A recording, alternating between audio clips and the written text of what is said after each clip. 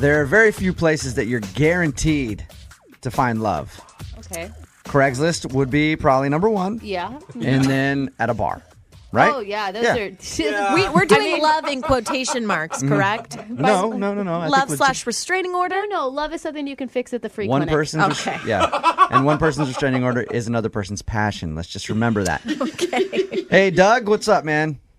What's up, Jubal? Not much. Doug emailed us about a girl that he met at a bar named Shauna, right? Yes, sir. So tell us a little bit about Shauna.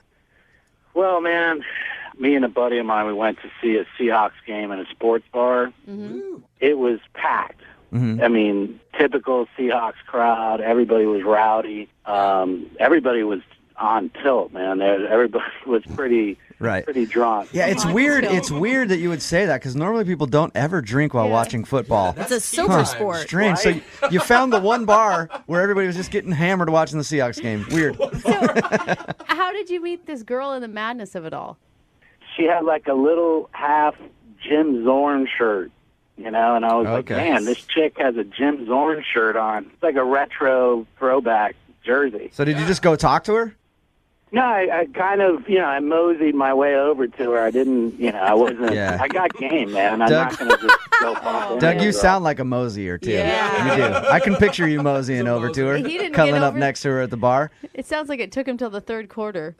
No, it was like early fourth quarter. But Okay. But you finally got up the nerve to talk to her, and obviously you guys hit it off.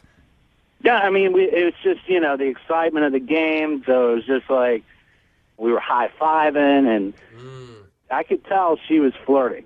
Right. She was really flirty. Remember, he's got game. Well, I mean, the Hawks were driving. We were in what's called the red zone. Thank you. Right? And that was for you, Brooke. I just wanted to explain that to you. That's cute, honey. It's like we were doing shots, so we were pretty lit up.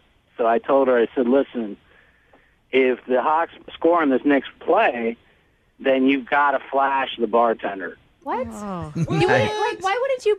What? It's a bar. It's a game, I mean, Yeah, it's but not, that's your chance to, then you got to kiss me. Then you got to go out on a date with me. Not flash the bartender, dude. Nah, man.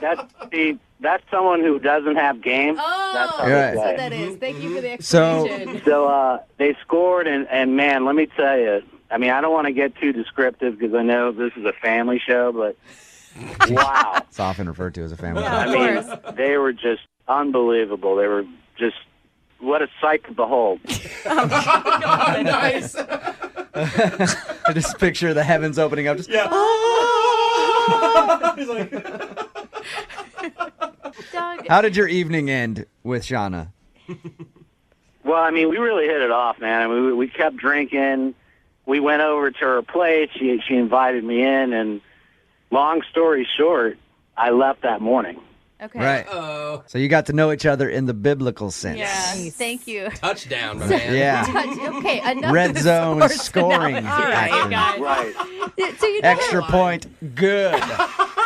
you never actually went on a date. You guys just hooked up. To me, it was like a date and then a hookup. Okay. Right. Because I count meeting somebody as the first date. Okay. You guys hung out for a while. A football Yeah. game is You long. chest During the bumps. game. That's good Yeah. for at least a They date. hung out for a quarter. How many times did you try to get a hold of her? It's been about 8 times that I've Oh. either texted dude. her or Yeah, called her. Doug, Is that part of your game? that is Well, so it's been 2 part of his months. game. Yeah, how long has it been? 8 times in what, a week? In a week. Oh, man. Doug. No bueno. Yeah, that's a lot, man. There's a foul in the play, sir. Okay. Brooke trying to get involved. Yeah. Throw a flag. Sorry, that was holding. All right. Yeah, there was no need to high five over that. Sorry, I was Thank proud. you. Thank you. All Man, you right. guys are cold, man. All right, we're going to play a song. Come back, call her, and get your second date update, okay? Okay, I appreciate it. All right, hang on, man. Moving 92.5. Brooke and Jubal in the mornings. Second date update. Remember, if you want a second date update, all you have to do is email us, brookandjubal at moving925.com. We will call the person who didn't call you back. That's what we're about to do for Doug. Doug is definitely a ladies' man. Yeah. Right, Doug? No. Game. Heck yeah. Oh, man, Doug. Yeah. Doug was so genius that he made a bet that got her to show her boobs to a bartender. Yeah. Actually, every guy that just heard that was like, Yeah, he is a that's genius. Brooke. I've never thought of that. Doug was at a bar watching the Seahawks game with some buddies. Ended up meeting this girl named Shauna. They were doing shots, whatever. He made a bet. If the Seahawks score on this play, you got to flash the bartender. She did it. He ended up at the end of the night taking her home. They hooked up. He hasn't heard from her since. We're about to call her and see why. Any final thoughts before we dial the number, Doug? Dial her up, man. That's it, all right. You're not scared at all that she woke up the next morning and you were not what she thought you thought. Coyote arm? Yep, thank you. Gross. Do I sound scared? No. No, not at all, actually. All right. Going to dial it right now.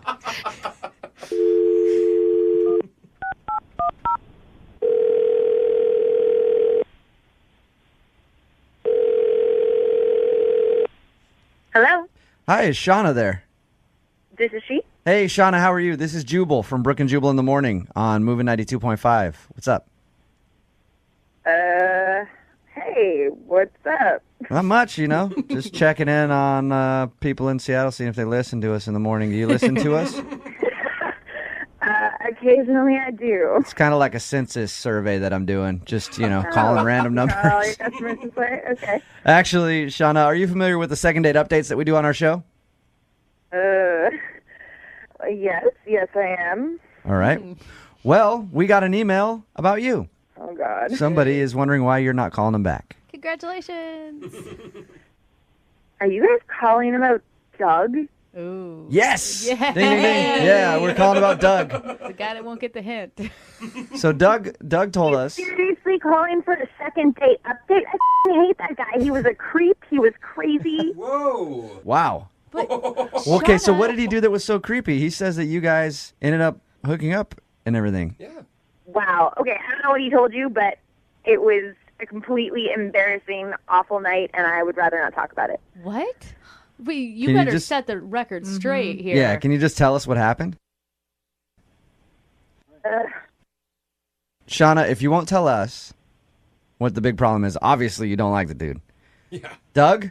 Yeah. Hey, Shauna, that's Doug. Good news. He's actually on the other line listening. Do you want to tell Doug why you won't talk to him? Oh, man. Yeah, tell me, Shauna.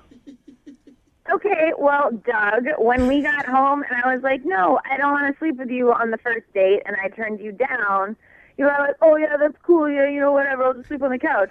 Great. You pass out. I wake up the next morning, you're in my roommate's bed. What? Oh, Doug. Doug, you dirty dog, you. Doug! Oh! That is a flat-out lie, man. What? That, It's That's really impossible. not, you I can call Leslie and have her back me up on this. Is that your roommate? Who the hell is Leslie? She's my roommate, the one you ended up in bed with. So your roommate hooked up with him, Shauna? No. She woke up the next morning and there was this creepy guy in her bed, and we both just kind of like, ew, Oh. get out. He just crawled into bed with her. So we shoved him out and put him in a cab and never wanted to talk to him again. Doug, do you have any memory of this? Like, how drunk were you? There's just no way that could have possibly happened. Hey, Doug! Shauna, can I put you on hold real quick? Can you give producer Boyd your roommate's phone number? Can we call her? Will she talk to us, you think? Yeah. Oh, my gosh. Yeah, I think she will. All right, I'm going to put you on hold then, okay? And Hey, give him the number. Shauna. Hang on. We'll talk to Doug while you give him the number. All right, Doug, Yeah, man. you don't remember any of that. I mean, if you got the roommate's number, then you need to give her a call because I know there's just no possible way. Can we rewind, though? At the beginning of this phone call, you claimed that you had this great romantic night and you totally nailed this girl when you didn't nail anybody at all. Like, you're just a big fat liar at this point, He Doug. was drunk. You It never. doesn't matter. You should be able to remember Hey. that and then not make false claims if All right. you don't. All right, Shauna is back on the phone with us. She gave her roommate's number to producer Boyd. Shauna, Ridiculous. Doug says he thinks that he hooked up with you. He still won't. Dude, if All you right. can't remember, I don't think anything was working well enough. So producer Boyd got Leslie on the phone. I guess she's on the line. Hey, Leslie, what's up? Hey. Hey, we got your roommate Shauna on the phone with us right now. Hey, Les. Hey, Shauna. And we also have Doug. You remember him. Oh, my God. This guy. Oh, even she's talking about it. Oh my God, I love that Doug started this by claiming he had so much game. So, This is hysterical. Leslie, did you hook up with Doug, or did he just crawl into your bed? No. Okay. He just crawled into my bed like a creeper. What? Oh my God. Did you try to get him out of your bed, Leslie? I didn't even notice until I woke up, and then I freaked out. Oh my God, that'd be so scary. Doug, Yeah. Doug, are you going to admit that this happened, or are you still standing by your Wait, he's denying it? There's just no way it happened, man. I know. I'm not a creeper, bro. Doug, you can't make this up. I'm sorry that you have the brain capacity of a peanut, but this is what happened. Whatever, Leslie. You're full of it. You're full of Okay. it. Are you kidding me? Doug, why would you think that they'd lie about this? Yeah. I don't know. Maybe they're just crazy chicks. Shauna, are you a crazy chick? Oh, yeah, clearly I'm a crazy chick for ever thinking this guy was mildly attractive. Oh! Shut up. What man. were you thinking when he made a bet with you, you flashed the bartender, and then you ended up taking him home? I mean, okay, I admit I have a little to drink myself, but I don't sleep with guys on the first date. I, thought, he was drunk. He'd already paid for my cab. Yeah. I was like, okay, I'll let him crash on the couch. Thought I was being a nice person. Totally. All right. Oh, my God. Well, it sounds to me, Doug, like maybe you just had a really vivid dream while you were in Leslie's bed. Right? Dude, look, everybody was drunk. That's what we all admit to, okay? So I know I slept with somebody that night. It may have been them. It may have been the cabbie on the way home. Who knows? Shauna, at this point, I would like to offer you a second date with Doug. We will pay for it. Would you like to go out with Doug again? Thanks, but no thanks. No. Come on, he's a good guy. Leslie, would you be interested in a first date with Doug? Not even a little bit. No? Damn it. I want somebody to go out with Doug. Why don't you go out with Doug, You go Jubal? out with him, yeah, seriously. No, I don't want to go out with Doug either. Are you kidding me? Yeah. Doug's creepy. Doug, you found out what the reason is. Apparently, nothing happened that night, and you were just a creep in their place. Dude, I don't believe it. Still don't believe it, huh? No, those chicks are full of it. And you know what? Good for them. I'm glad I didn't sleep with her. What? Yeah. All right. That's like being in an interview and being like, I didn't want that job anyway.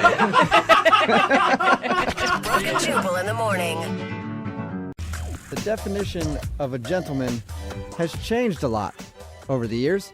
It used to be you'd open up the door for a lady, or maybe tip your cap when she entered the room, I wish pull that out still her happened. chair, and then wait till she's about to sit down and pull it out even more so she falls. No.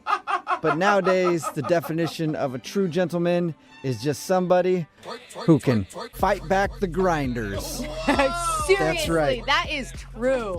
Just somebody to fend off all the thirsty dudes at the club trying to grind on you. And that's who's on the phone today for a second date update. A real life gentleman. His name is Tim. Tim, what's up? Yeah, what's going on? Tim, you Not were, much. you were able to fight those type of dudes off? Man, I can do it all day long, man. I'm trained combat specialist, You were like a superhero, sir. Yeah. like a gentleman ninja. Yes. Your email said you met the girl that you want to call today at the club because you were fighting off the other dudes that were trying to grind on her? Yeah, man. I see something I like, I just go for it, and I'm not taking no for an answer. So that's what happened. Okay, so how does that work? Did you try to box them out like you're playing basketball or something? I mean, how do you fight off the grinders? No, I just, it was simple, man. I saw her on the dance floor, so dudes all up on her, and I was just like, you know what, I'm gonna go be Captain Save-A-Hole real quick. So I went over there. I started doing all my dance moves. You know what I'm saying? I hit her with the kickstand. That's what really got her attention. I hit her with the kickstand, and from there it was on and cracking, man. That's actually really impressive. So the kickstand, just to clarify, is a dance move. Yeah, that's a dance move. I've been doing that since the mid '90s, man. So that's my go-to. It's like breakdancing, right? What's her name, first of all? Her name was Taryn. She was beautiful. She was attractive. Long curly hair. She was definitely somebody I've never seen at the clubs before because I kind of I get in on the first name basis. You know what I'm saying? I'm out there that much. So Okay. I haven't seen her around, so I was definitely like, whoa. Who's this? So wait, you go into a club and everybody knows you by your first name, is what you're saying? Yeah, at least I like to think so. But no, I go to this club all the time, and so I saw her. I hadn't seen her before, so I was like, okay, you go a newbie. It's kind of like rookie hazing almost a little bit. How did she react when you fended off all the other dude humpers out there? Well, she was definitely impressed by my ninja skills. And so I asked her if, we could hang out outside for a little bit. And, okay. I like to keep it slow. I don't like to, rush into it. So we went outside. I'm a smoker, so I didn't know if she smoked. I kind of assume everyone these days smokes, so I offered her a cigarette. I think you should assume the opposite, sir. No one smokes anymore. No one smokes anymore? Well, okay, let me put it this way. So I offered her a cigarette, and she said, of course, I don't smoke. And I was like, well, of course, neither do I. These are e-cigarettes. So, yeah, of course, no one smokes anymore. We're smoking e-cigarettes. Oh. It's still kind of smoking, though. I mean, kind of. I mean, it's like smoking foreplay. Kind of. I don't know. I offered her e-cigarette, and I don't think she was too crazy about that idea. So I went ahead, took a couple of puffs, and we went back inside. And when you guys went back inside, did you hang out for a while after that? Was everything cool, or was she turned off by the smoking? No. We definitely hung out for a little bit. We talked a little bit, and she was just kind of like, I don't know, man, like a deer in headlights to the whole scene, I guess, because I don't know if she ever went to a club before or if she was like a 40-year-old virgin or something like that. I don't know. But I think I kept her entertained, and I was definitely on my A game that night. So I got her number, and I think it went great. And so when you guys left, did she leave with her friends? You left with your friends, and you didn't say much else to each other, or did you? Right. Well, right. I didn't take her home or anything like that. I'm kind of a gentleman, but I did text her that night and just, told her good night, and I look forward to speaking with her again or seeing her again. So, yeah. And did she text you back? So herein lies the rub, right? I shoot her a text, told her I'm looking forward to seeing her again. A few hours go by, a day goes by, nothing. Heard nothing. So another day goes by, and, I finally get a text from her, and she says, sorry, I've just been busy. And, of course, I'm just like, well, okay, so tell me about it. You don't just kind of, lead with that and then nothing, right? So, I'm kind of, chiming in and, what's going on? Let's hang out. Nothing. Another day goes by. I mean, this is literally, going on for a week, and, all I'm getting from her is just, I've been busy. So she's blowing you off, it seems like. I mean, that's such an ugly word, but, yeah, that's definitely what it seems like. And why do you care so much? To be honest with you, like I said, I go to this club a lot. I kind of go out and like to have a nice time and party, but I don't really run into too many girls that I would say, you know what, I can really settle down with this one here and offer my last name to her. You know what I mean? Just really see myself having a future with her. So I think that's why I care so much. And I haven't had that happen. Okay. Wow. After hanging out with her at the club for a couple hours, you feel that strongly? I do. Wow. Oh, I hope this works out then. Yeah. Oh, definitely. I do too. If I can ever hear from her. All right. Well, we'll play a song, come back, call her, and get your second date update, all right? All right, cool. Okay, hang on. I got a condo in Manhattan. Moving 92.5. Brooke and Jubal in the mornings. Second date update. If you're just joining us for today's second date update, every dude has it happen once in their life where they meet the woman that can tame the beast inside them. Ooh. And get him to settle down. And Tim is on the phone with us right now, and Tim wants his beast tamed. Whoa, okay. Now it Isn't got that- dirty. It got dirty real quick, Jubal. Isn't that right, Tim? You need your beast tamed, don't you? I absolutely do. I love the sound of that, yeah. I bet you do, Tim. Tim met a girl named Taryn at the club. He met her because other dudes were dancing on her, and he went up and saved her from all those guys, and then they hung out for a little while. But after that, she keeps texting him saying that she's busy and she can't hang out, and it's kind of obvious that she's trying to blow him off a little bit. But Tim says that he thinks that he could see a future with her after hanging out for just one night, so he really wants to get her on the phone and find out why she won't go out with him. Tim, you ready? Yeah, I'm ready, man. Let's do it. All right, well, we're going to call Taryn right now and see if we can get her on the phone. Here we go.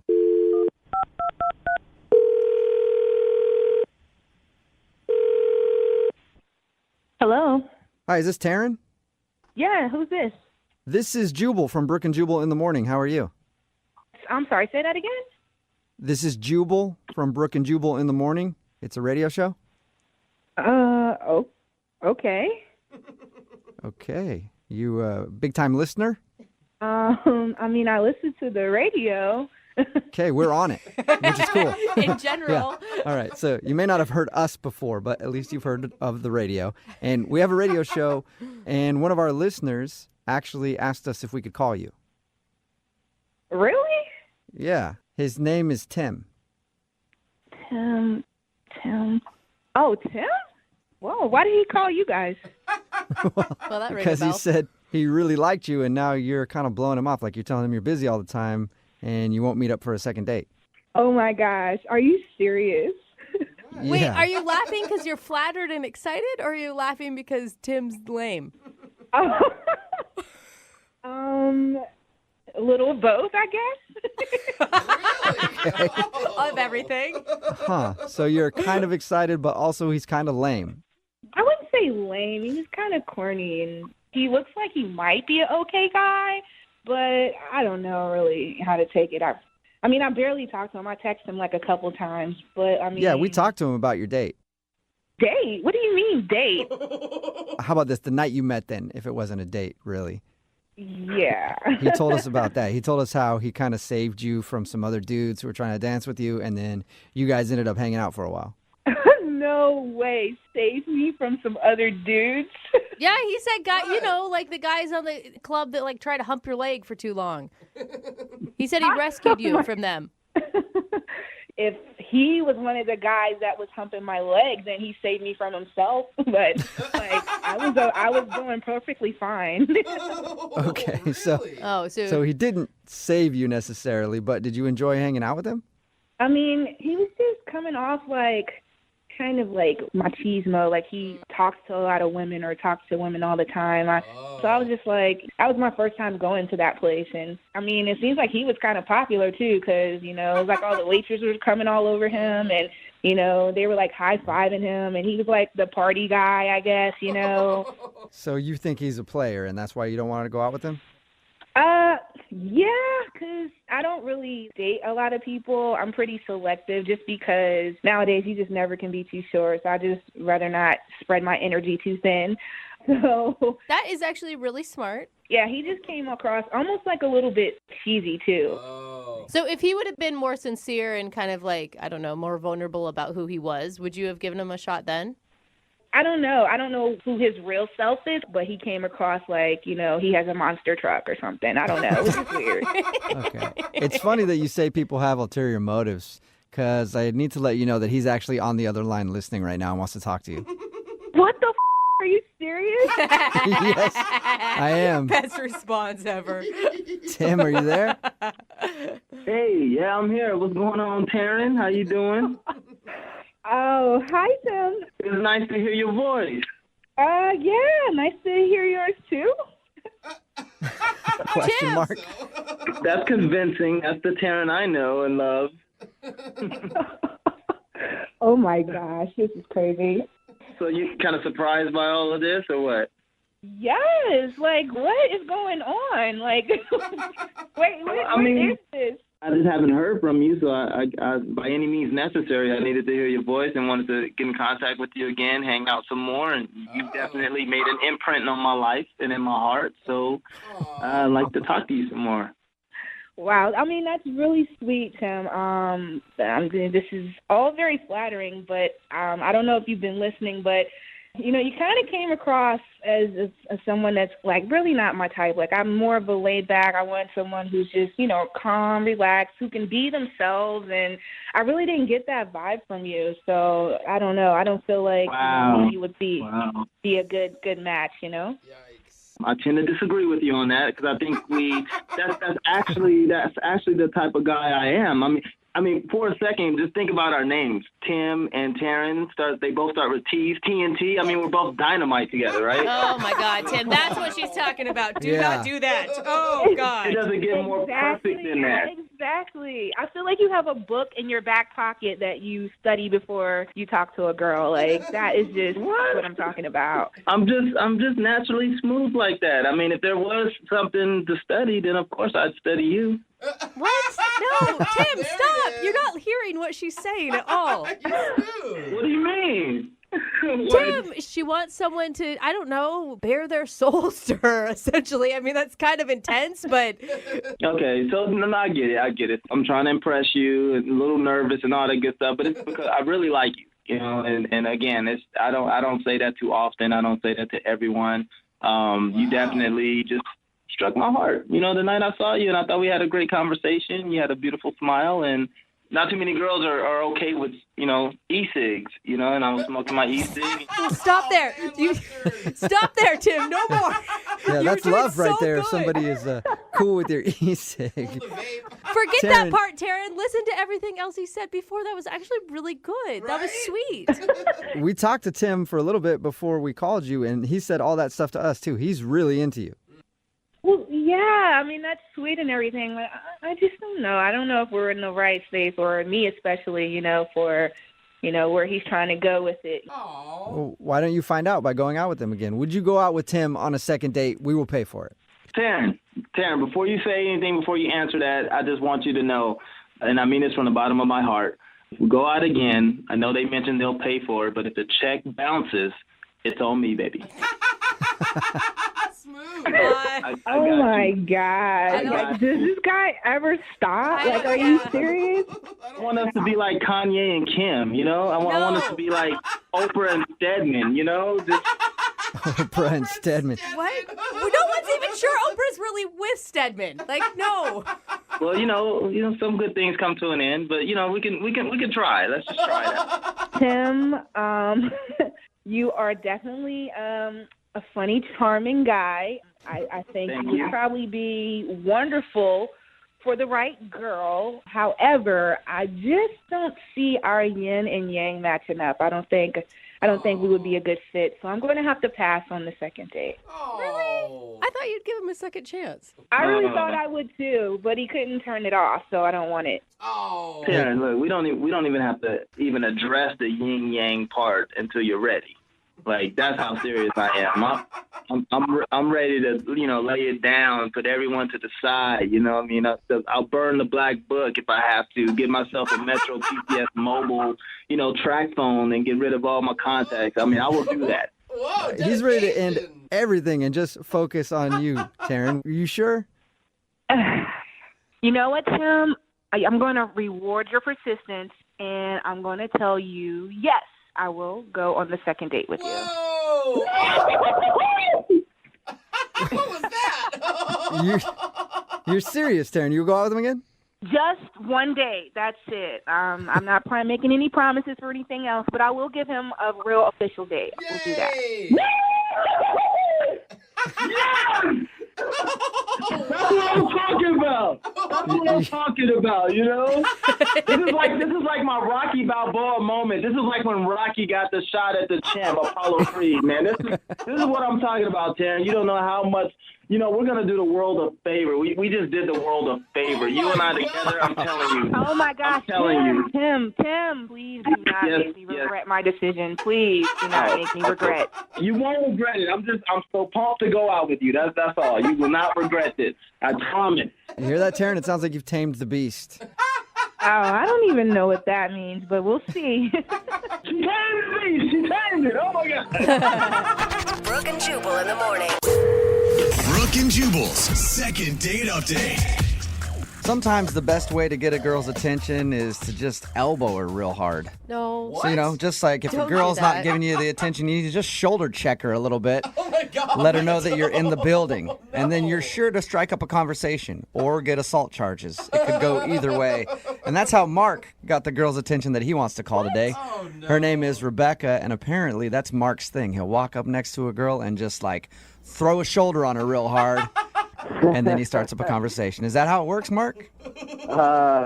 Yeah, I guess so. What are you talking about? That's how it works. I thought he was being sarcastic. I think he still is, Brooke. Yeah, I am being a little sarcastic. His email said that he bumped into her real hard to try to get her attention. So On purpose? tell us how that happened, Mark. Well, not real hard. So anyway, yes, Rebecca, I met her at a club. She's absolutely stunning. I noticed her right when she walked in, and so I was immediately started figuring out ways of trying to talk to her. So I ended up going over to her and kind of dancing near her and purposely bumping into her, asking her, I was like, why'd you bump into me? She was like, hey, you bumped into me. And so... that's actually pretty smooth, isn't it? Oh, nice. Yeah, I didn't think it was too offensive. So See, I was picturing it totally different. I was picturing like you guys were playing hockey and she had a drink in her hand and you just slammed her up against the wall and the drink went everywhere. You're like, yeah! So obviously it worked out for you since you got a date with her. yeah, like I said, man, she was absolutely stunning. Slightly out of my league, but, I mean, it worked. We chatted up at the club the rest of the night. I asked her for her number and if she would want to go out sometime. She gave it to me. Got to be honest, I was worried that she was going to give me the loser line. Yeah, The loser line, segment that we do on 710 and 910 on Monday mornings, the loser line phone number. But we didn't hear your voicemail on that, so obviously it was her real number. That's nice. Good. Yeah, it really was. And so we set it up, and it was great, man. I was excited. Did you put a lot of thought into what you guys were going to do on your date? I actually just kind of wanted to keep it casual. Just kind of started off with dinner and just kind of see where it led from there. Okay. And how did it lead? Was it good? Well, when I first pulled up to her house and when I walked up to the door, she had actually opened the door before I even knocked. Like So she I was looking out the people and expected you and was just... Well, if he said he was going to be there at a certain time, why wouldn't she expect Yeah, him? I mean, I do that if somebody's coming over to my house. I'll look out the window to see if they're there, but I never open the door before they're there. I just wait for them to knock and be like, oh, We're there you are. It's desperately kind of waiting. weird to just be like, I was sitting right here next to the door and open it up. No, it was just, for me, it was a wonderful surprise. I mean, that got me pretty excited that it seemed like she was that excited. Yeah, totally. It's a great sign. I think it's awesome. Yeah, that's what I thought. Then I gave her a hug and said we should get out of here. I made some dinner reservations. And I go to my car and turn around and realize she just was still standing there in the doorway. What? She just stood there in the door? Yeah, didn't move. Maybe she was stunned by your good looks. What was she doing in the doorway? I don't know what she was doing in there. I mean, I didn't know if, the club light hit me right that night and daylight it wasn't so good or I don't know. So she seemed stunned. Yeah, I don't know. She just kind of stared at me with this weird look and I stared back and just kind of said, we should go. And I don't know, she kind of snapped into it and got in the car. Maybe she was expecting you to carry her to the car. Be a gentleman. You ever think about that? What every woman wants. Man, she was that hot enough that I would have done it if she asked. Give her a piggyback ride to your car door. Nice. Was that the only strange thing that happened on your date? Yeah, sort of. Dinner was good. Conversation was relatively smooth. I kind of was offended that she actually had set up something for after our date, which I thought was kind of weird, not knowing that the date was ending after dinner. I didn't know if she was lying or just making excuses at that point. Yeah, I was going to say, did she not tell you about that beforehand? No, she didn't. I will say, even if she wasn't lying, a lot of times going into a date, a girl will set something up just in case as her out. Or as a way to stop herself from going home with you that night. I don't know. Thanks for trying to be nice to him. That doesn't... I'm trying to be nice. That happens. It really does. So how did everything end then after she said she had plans? She actually had me drop her off a few blocks away. It was on a different street corner. And What? yeah, it was, and as she was getting out, I just was like, can I call you again? And she just yelled, sure. And have you called her? Sure. I wouldn't be calling you guys if I didn't. And how many times have you tried to call her? Probably more than I should have, but I mean, I definitely want to let her know I want to go out again, and if I did do something wrong, I don't know. I definitely want to know and see if I can fix it, or If it turns out she's just not attracted to you, are you going to have hurt feelings? No, that's fine. That's people's preference. It's what it is. Yeah, and you said she was out of your league anyway, so you should already know that might happen. So you dropped her off on the street corner. Slightly. You dropped her off on the street corner, and that's the last you've seen or heard from her. Yeah, so I mean, Alien abduction ever cross your mind? Come on, dude. It happens so much. It happens. There's TV shows about it. It happens all the time. I really don't think she was abducted by aliens. Okay, well, we'll play a song, come back, call her, and get your second date update then, all right? Awesome. Thanks, guys. Moving 92.5. Brooke and Jubal in the mornings. Second date update. Right in the middle of a second date update, and Mark is on the phone with us. Mark went out on a date with a girl named Rebecca. After the date, she said she had plans, and he dropped her off on a street corner a few blocks away, and she disappeared, and he hasn't heard from her since. Now, Mark just thinks she's not calling him back, but experts say that she was abducted by aliens. And that expert would be me. I'm almost positive that when we dial her phone number to try to get her on the phone to find out what went wrong on the date, nobody will answer because she's currently in space being examined by aliens. Mark, on the other hand, does not agree with me. But Mark, we're going to call the number either way and see who's right. I hope you're ready to be wrong, buddy. I don't know. I guess I did see a strange light that night out my window after dropping her off. There you go. Starting to put it all together. You're slowly changing my mind. Did it feel really weird to drop a girl off after dinner on a dark street corner and her want that to happen? It wasn't a dark street corner. It was a well-lit street that she was meeting her friends. I just really wanted the date to keep going. I didn't want it to end. Sure, meeting her friends from a far-off galaxy who would beam her up into space, never to be heard from again. All right, I'm going to dial the phone number right now, see if we can get her on the phone and find out what went wrong on her date, okay? Awesome.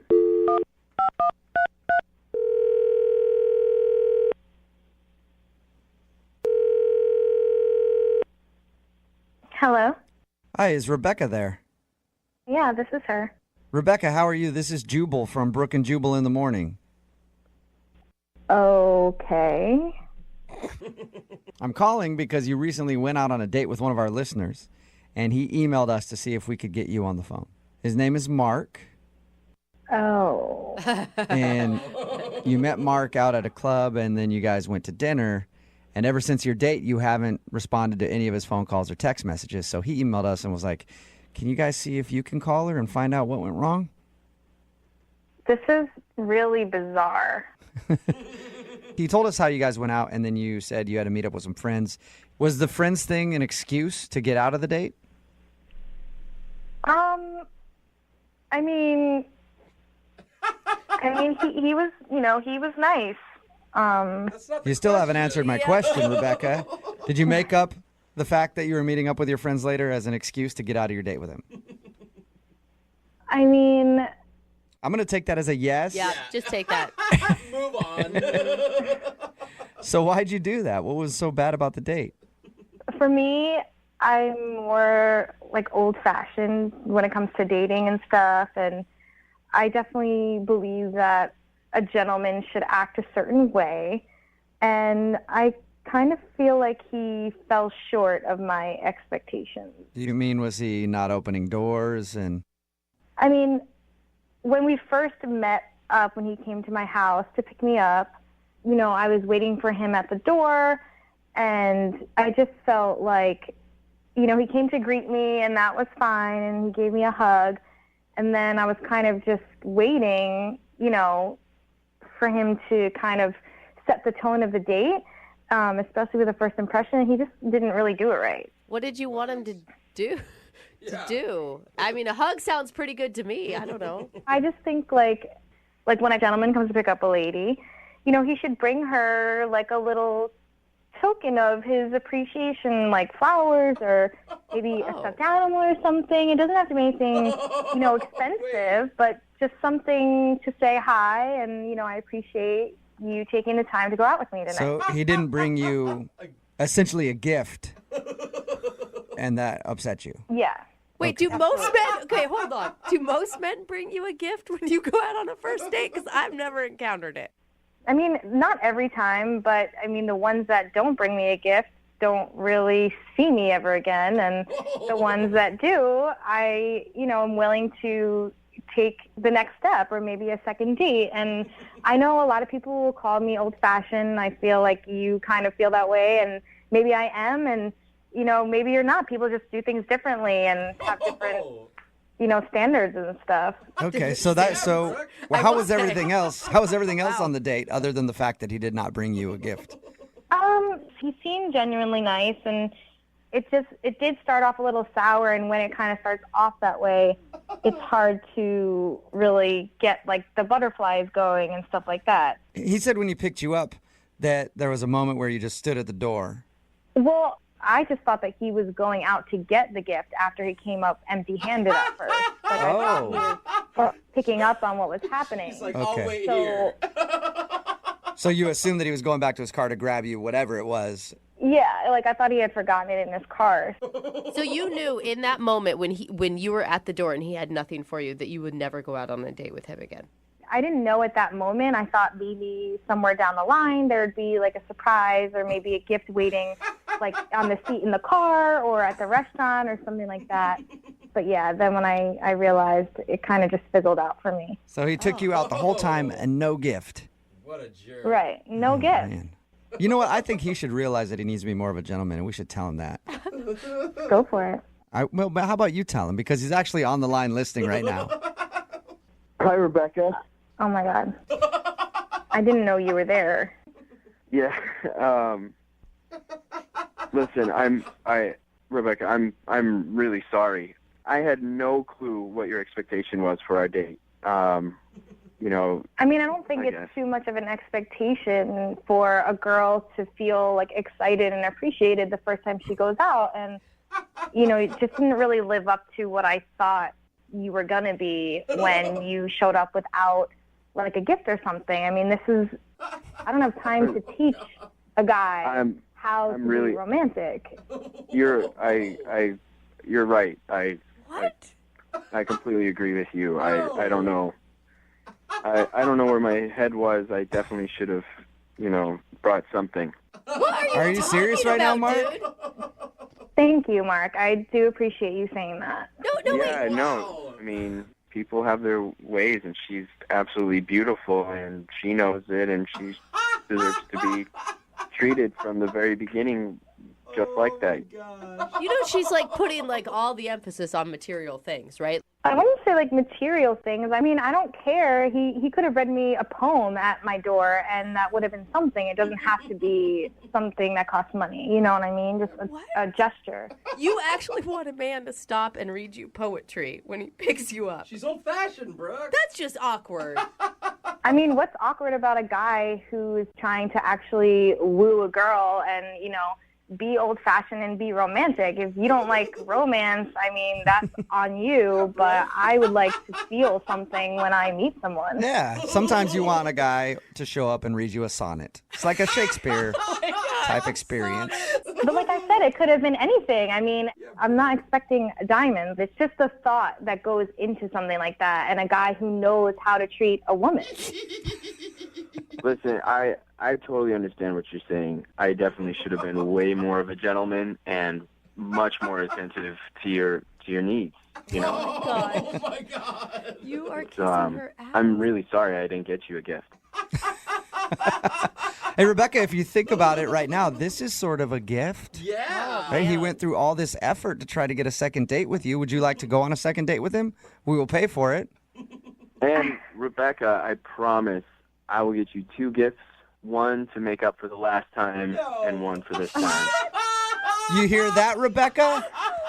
This could work out in your favor. Oh, my God. 2 gifts. I mean, I really appreciate the effort, and, if you are willing to do that, I give you a second chance, even though I really shouldn't. Oh, my God. A real man would just know, but, you have gone through all these great lengths, and I'd say okay. Oh, my God. I promise you won't be disappointed. There you go. Rebecca, you should know, a real man should already know, but sometimes a lady needs to teach a man how to act. And so maybe Mark just learned right now how to treat you. I think we've made progress here today. Wow. So I will pay for a second date for you guys, but Mark, you get the gifts yourself, okay? That's awesome. Yeah. All right. So that's a yes from both of you. You guys will go out again? So weird. Yes. This is like the one time I don't like that they're dating. Oh my god, and he's gonna be like opening gifts on their date? Like Congratulations, you two. Yep, thank you. I feel like this is the start of something really good. oh yeah. Sure. By start of something good, I mean the start of Mark being bankrupt. Brooke and Jubal in the morning. Text in at 78592 says it's not called being materialistic, it's called old-fashioned. Yay. Talking about today's second date update. If you missed it, Rebecca wasn't calling this dude Mark back because she said he didn't meet her old-fashioned standards. And by that, she means he failed to show up to the date with a gift for her. Yeah. She said he wasn't a real gentleman because a real gentleman would know to bring her a token before the date. You know, she's on Tinder for the stuff, you guys, not Yep. for the guys. And believe it or not, Mark actually agreed And that he was apologized. wrong and even apologized for it and offered to bring her 2 gifts if she would go out on another date with him. And surprisingly, or not surprisingly at all, she took him up on the offer and said yes to a second date. Because, you're getting double the free stuff. Why not? Yeah. Remember, if you want to do a second date update, all you have to do is email the show and we will call the person who didn't call you back. That first date cost you $1,500. Whoa! What are you doing? And that is the problem that Cece is having. She's on the phone today to do a second date update with a guy whose name is Tag. What's up, Cece? How are you? I'm good. How are you guys? Oh my Good. god, $1,500 on a first date? Well, technically, I didn't pay $1,500 on the date. It was a dating service that I paid for. So you went through a dating service and it cost you $1,500? That's the part of your email that confused me because you said in it that you spent that kind of money to do this, but why did it cost so much? Because it's a professional service that sets women up with professional men who have professional jobs, have their lives together. A lot of them are millionaires and things like that. So this is like a millionaire matchmaker type deal? yeah, something like that. I mean, I've done other dating sites, and I'm done with them. I've wasted a lot of time on guys that just don't have their lives together, that are not ambitious, and it's not even really about the money. It's I want a guy that's ambitious. AKA, you're looking for a dude who has some money. Yeah. Well, I mean, that comes with ambition a lot of the time, but I dated true. too many losers on all the other dating sites. All right, so tell us about this guy named Tag and your date. So Tag, he's really nice. He does like business development type of things. He works in real estate and has, startup companies, things like that. And they told me that he just didn't have enough time to meet the right person. Okay. So, we talked on the phone, then we went out to dinner. And, I mean, I was nervous, but I felt like it went well.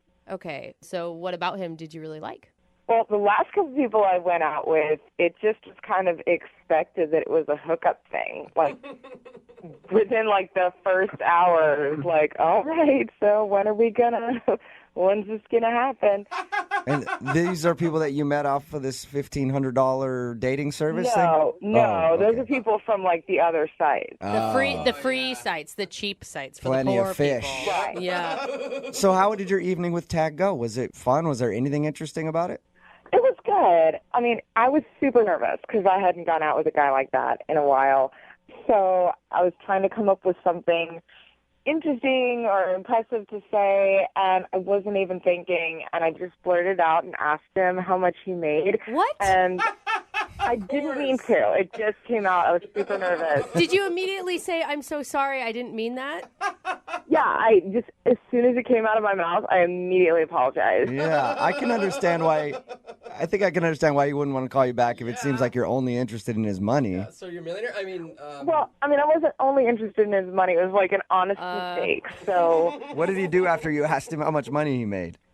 he was gracious about it, but he just kind of looked at me a little bit weird. Mm-hmm. And, the rest of the date went on as normal. So he never answered you. You don't know how much money he makes. No, I was like, sorry, I didn't mean to ask that. You don't have to answer that.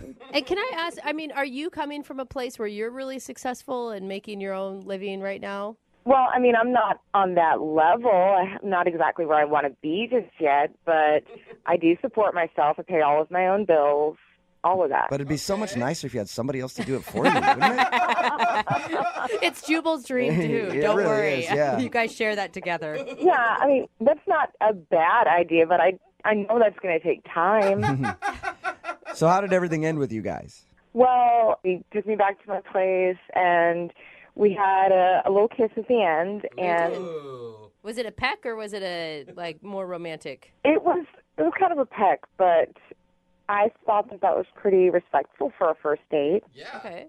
And have you tried getting a hold of him since you guys went out? They on the site said to wait for the man to call you, and he just hasn't called back. And how long has it been? It's been like almost 3 weeks now. Okay, so he's definitely not calling you then if it's been 3 weeks. Well, I mean, he might be ditching me, but then he also did say that he's really busy and he's got a lot of stuff going on. You know, he's got a lot of things to deal with his real estate and all of that. So maybe that's it. It could certainly be. I do feel like you're paying $1,500 for the service. They should be doing this for you instead of us. Yeah, I mean, they should be taking care of it, but I just thought I'd rather call you guys because you guys get it handled immediately. Yeah, we cost $3,000 to do this, so I'll send you an invoice. But we'll play a song, come back, call him, and get your second date update, okay? Okay, thank you. All right, hold on. Moving 92.5. Brooke and Jubal in the mornings. Second date update. Matchmaker, matchmaker, make me a match. On the phone right now is Cece, and she actually spent $1,500 on a matchmaker to make her a match. And the match doesn't seem to be working out because the dude is not calling her back, and she can't figure out why. His name is Tag, and we're about to get him on the phone and see if there was a problem. Now, Cece admits that she did make a mistake on their date and actually ask him how much money he makes. Such a big mistake. I guess she paid this much money on a matchmaking service because they help find guys who are well off and have great careers and are just too busy to date. So she actually asked him how much money he makes, and he seemed a little bothered by that. But the date did end with a little peck on the lips. Yeah. But she hasn't heard from him since, and we're about to get him on the phone. Cece? Yes. Do they actually play that song for you when you walk into their offices?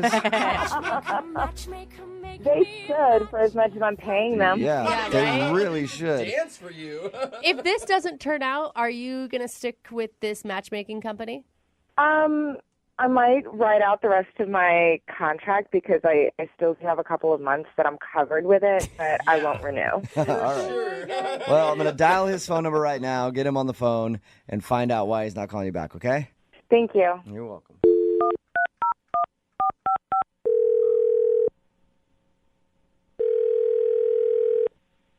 Hello, this is Tag.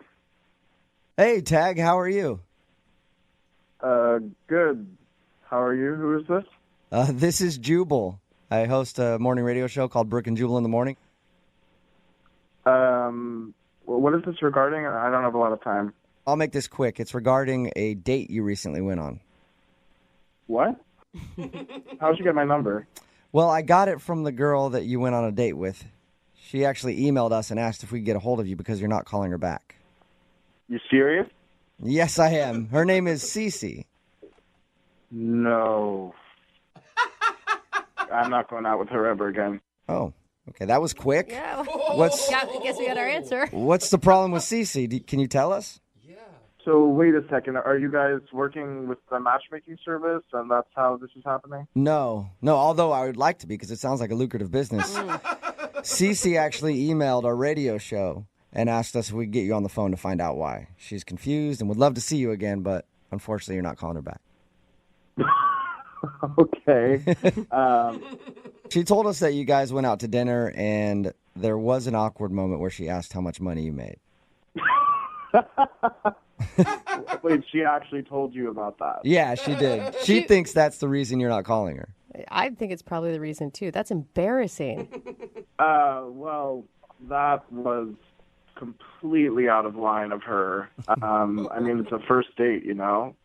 I couldn't believe that she did it, and you know, she apologized to me, but really it just didn't help. I could tell that she was still thinking about it, and it was on her mind. So, Tag, how much money do you make, Tag? I'm just curious if you could tell me. Wouldn't you like to know? I really would.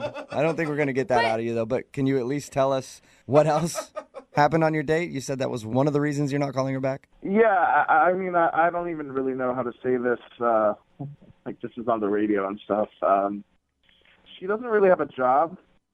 What? Okay. She doesn't have a job? She didn't tell you about this? Her way of making money? No. We actually asked her because we're like, are you just going out to find dudes to pay all your bills? And she was like, no, I pay my bills myself. So I just assumed she had a job. Well, yeah, she sure pays her bills all right. Why are you laughing at her? What does she do? Yeah.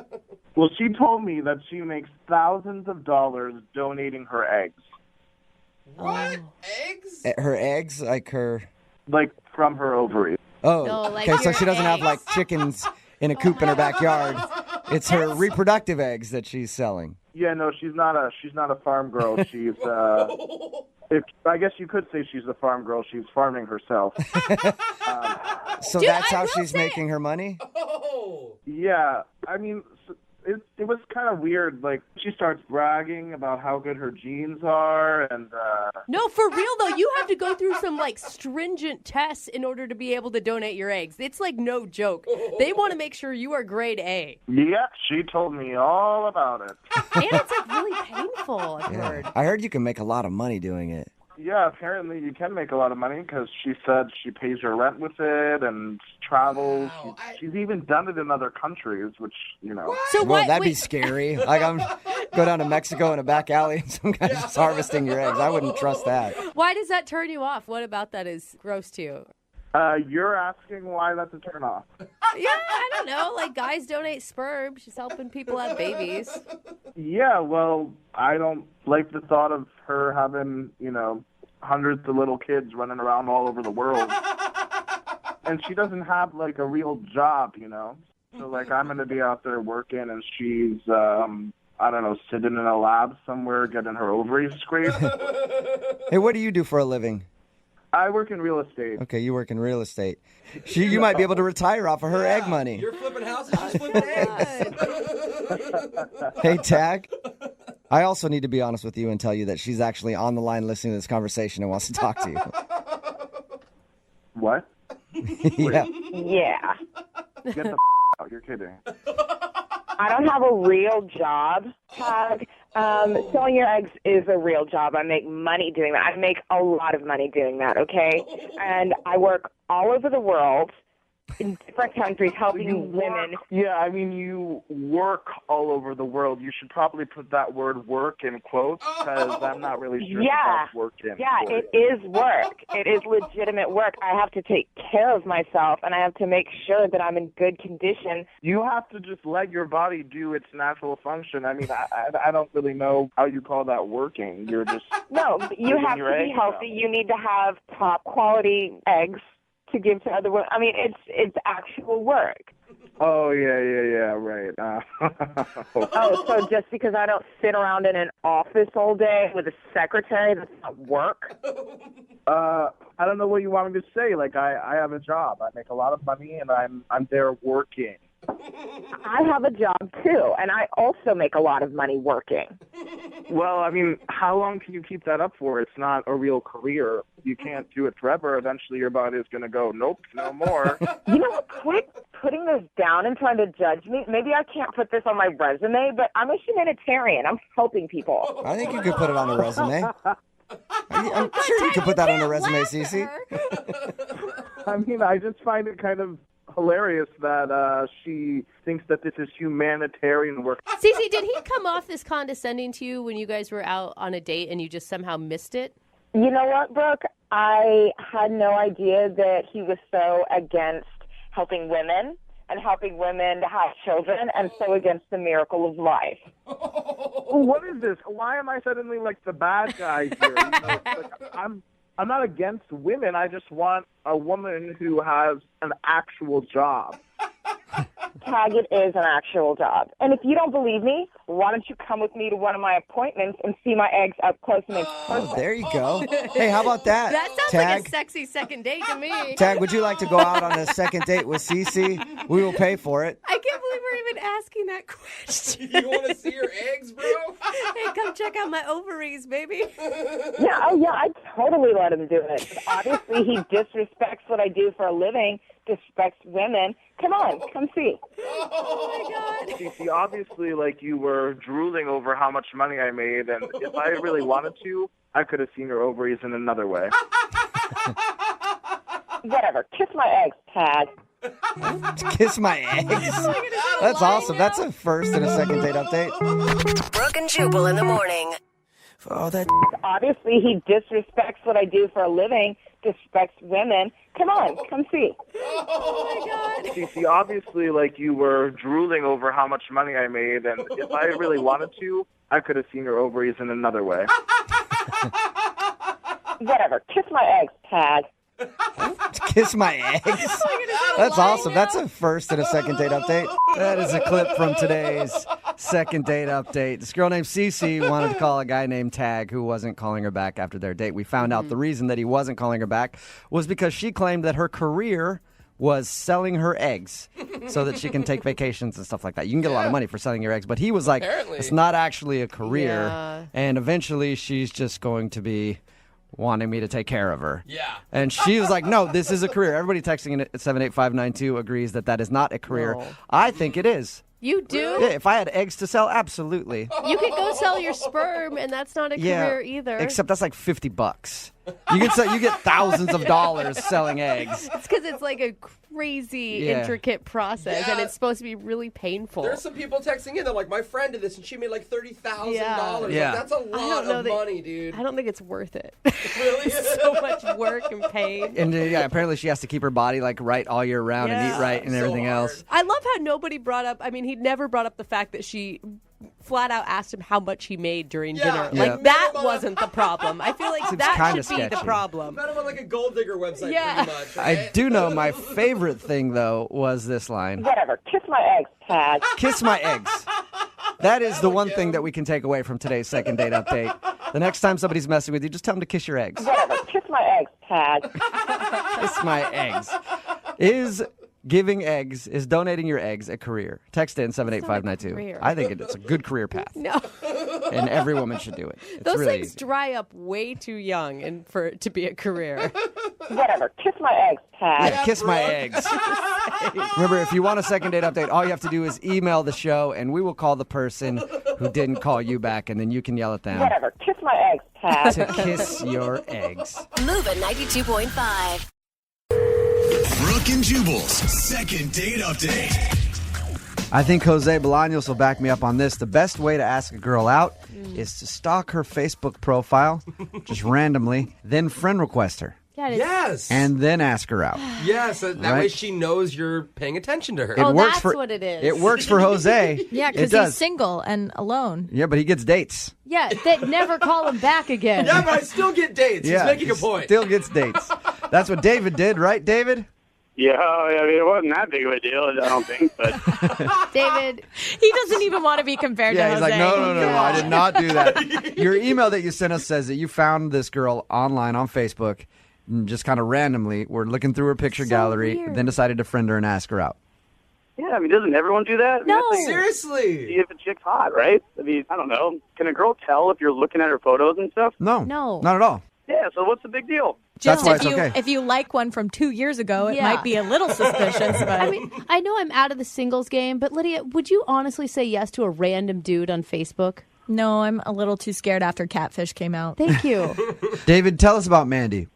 So I started checking photos out of her. Like, she was smoking hot. Like, her body's unreal. And then, so then I just friend requested her, and then I was kind of just waiting for my right time to, like, swing on in and take her out on the date or something. And it just happened, like, a week or two ago, actually. So tell us about the actual date. Oh, the date was sick. I mean, sick. So I picked her up, and we went to this bar that's across the street from that sweet-ass aquarium. It's actually the first time I took a chick to an aquarium. The aquarium is actually a really cute date. I wouldn't call it sick or a sweet-ass aquarium. That place is But pretty sweet. I I like think- that place. Right? It's sick. Yeah. Like, who doesn't want See? an aquarium? It's a sweet-ass aquarium. What was the highlight of I the don't know what aquarium? you're not getting here, Brooke. What was that? So they have, like, you know, the part with the they have like the sea otters and stuff, you know, and like they have the octopus exhibit and stuff. Like octopi, is it octopuses or octopi? I don't know. It's octopuses. It's octopuses. No, it's not. Yeah, it is. Actually, Positive. Octopuses sound weird. I don't know. It just sounds weird. I think it's just octopus. But yeah, I don't know. It's like it was sick and just like I don't know. I like being underwater and stuff, and I don't know. It was nice to be sedated too. I didn't get to get drunk before I went to the aquarium in elementary school. You know, something I always kind of wanted to do. You were drunk. Not like uber drunk. Oh. It was awesome. She obviously seemed really into this too. Yeah, I mean, I thought so. I mean, she was having a great old time. We're giggling and laughing, you know. Or yeah, I mean, it was a great time. It was one of the chillest, most awesome dates I've ever had, honestly. So what did Brooke, you do? You can't make fun of the way he Yeah, talks seriously. because of anybody At in least- this room. He's What are used you current talking words, about? at Yeah. least. He Words that hasn't- are still relevant in 2013.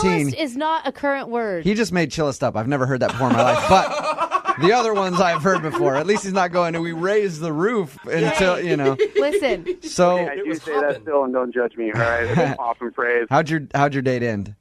It could have ended better, I guess.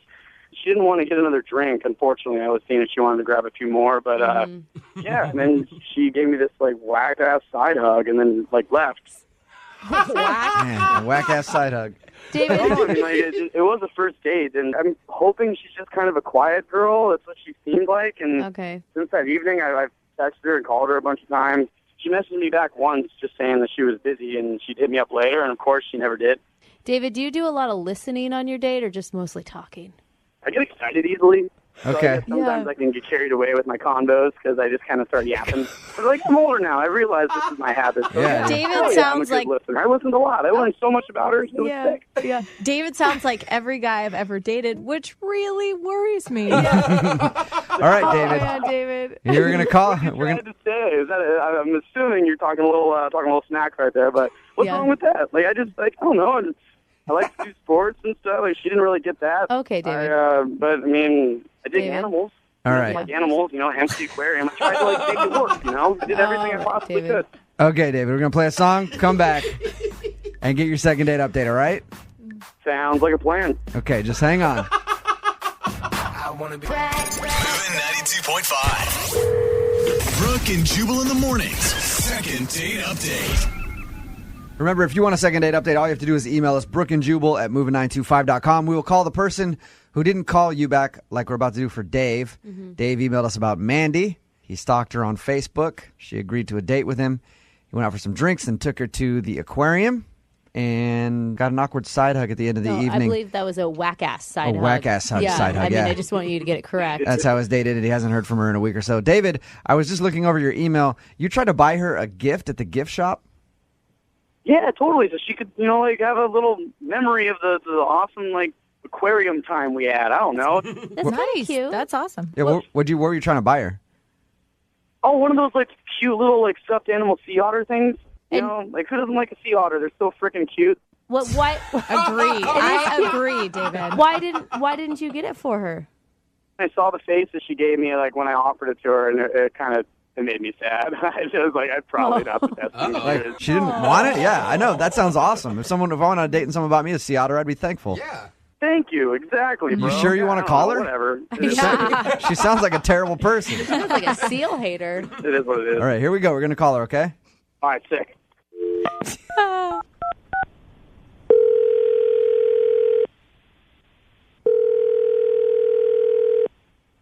Hello, Hey, can I speak to Mandy, please? this is she. Mandy, this is the Seattle Aquarium calling. You recently visited our lovely establishment? Yeah. Why were you calling? Well, we're missing a sea otter from the gift shop and wondering if you might be the culprit. What? This is actually Jubal from Brooke and Jubal in the morning. I'm moving 92.5. How are you? I'm fine. What's going I on? like how they went from weird to weird again. Yeah. Yeah. What's going on is you recently went on a date with a guy named David to the Seattle Aquarium, right? Yes. And David wants to go out with you again. He liked you a lot, but he's wondering why you won't answer his phone calls. Okay. Is there any particular reason why you don't want to see David again? Well, Ty came across as a D-bag to me and seems to talk a lot. Yes. Oh, he A talks little bit. so much, and he has so much energy. But he seems like, he's sincere. It's good intentions. Well, not so much on the date. What were some of the highlights or lowlights of the date? I'm wondering what a date with David is like. Sick, raw. He bought me shots Yeah. on a first date, and I thought, why is he trying to liquor me up? Wait, did you take the shots though, Mandy? I mean, did you drink with them and have a good? I did, because it was just my. He's like, shot, take it, come on. I'm just like, I didn't know what to do. I was like, well, I might as well be drunk during this. Take it and then let's go check out the bivalves over at the aquarium. It's going to be awesome. So you didn't like the fact that he was trying to do shots at dinner. You didn't like going to the aquarium because I figured that would be a good place to take a date. Here's the thing, like, the aquarium, at first, it seemed like a cute idea. But when we got there, like, he is so drunk that he goes up to the octopus thing and starts humping the window. Again, Okay. sounds like a fun date to me. Oh, my Mandy, God. I mean, you went out on a date with a guy that stalked you on Facebook. Were you really shocked by all of this? I don't know. You seem nice on Facebook, and it's always nice to be told you're pretty. You know what I mean? Yeah. My big question for you is why would you turn down a gift at the gift shop? He asked me if I wanted to gift the gift shop. I'm just like, no, that's fine. So he pulls out a gift from his pocket. It's a locket with a picture of me in my bikini. A picture he must have gotten on Facebook. What? And his face on the other side. No. It was mainly my chest. Okay. No. This just got creepy. Wait, no. Can I just say something? I'm sorry. Hey, Mandy, what up? Sorry, what up? What up? Mandy, that's David. He was actually listening the whole time. Oh, weird, David. No, I was just trying to be funny because, like, I thought it was just going to be like a thing, like talking smack on it. I wasn't trying to like be creepy or anything. I'm sorry if it was. Like, what's weird about that? Everything is weird. There are so many levels of weird. What? It's a bikini. I see bikinis all the time. Not helping, David. Yeah. Oh my God. Yo, and who doesn't like to get faded before the aquarium? Like, I like getting faded. What's wrong with that? Hated. Is it something you do often, David?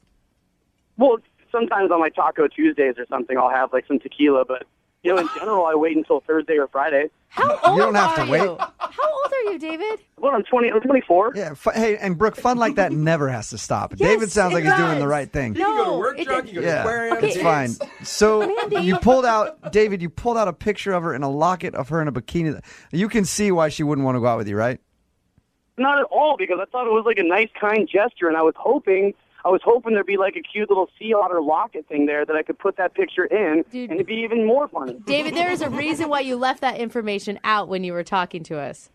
No way! And what's wrong with humping an octopus? Obviously, not like I'm serious. I'm not like trying to get off humping an octopus. I just was like being a goof. Wow. Yeah, he actually went by the sea otters and tried to hump them too and French kiss them. So Oh my gosh. It sounds like a fun time. I want to go out with him. I'd Yeah. love to have some octopi. Yeah, it sounds like a lot of fun. Just screws out with me because obviously Mandy didn't take it, and like obviously we'd have a good time, bro. So maybe we can be wingmen and go rage it. All right. That sounds like a plan to me. Hey, Mandy. Oh my God. Mandy, I'm Before I agree to sorry. going out with David, I do have to ask you this. Would you like to go on a second date with David? We will pay for it. I don't think so. Give him another Yeah. shot. He was just having a good time. It's okay. It's fine. I'll pass. Aw, man. Whatever. Really? It's chill. I mean, it's no big deal. I get it. David, you got a wingman out of the whole thing. Right? Hell yeah, dude. Thank you, bro. Like, you get me. Yeah. You're freaking awesome, man. This is why I listen to you guys all the time. Like, you guys make sense to me. See. No one else makes sense, or I guess God. I don't make sense to them. I don't know. And I'm proud that we're the only people that make sense to you. This is I'm why- proud of that. This is what I worry about with our show. I just want to let you know that. David, Yep. sorry you didn't get the second date, man. Dude, bro, it's not the end of the world. It's okay. Obviously, Mandy's kind of lame and does not No, have no. a good time, so David. move on to the next one, bro. On to the You know next what I mean? And I don't even know if Mandy's still there. If she is, sorry. maybe I'll see you around and I won't have shots with you next time. You'll see us having a good time at the end of the bar and you'll be over there in your quiet space. Brooke and Jubal in the morning. A lot of times when you're out on a first date, you do something embarrassing. You embarrass yourself somehow.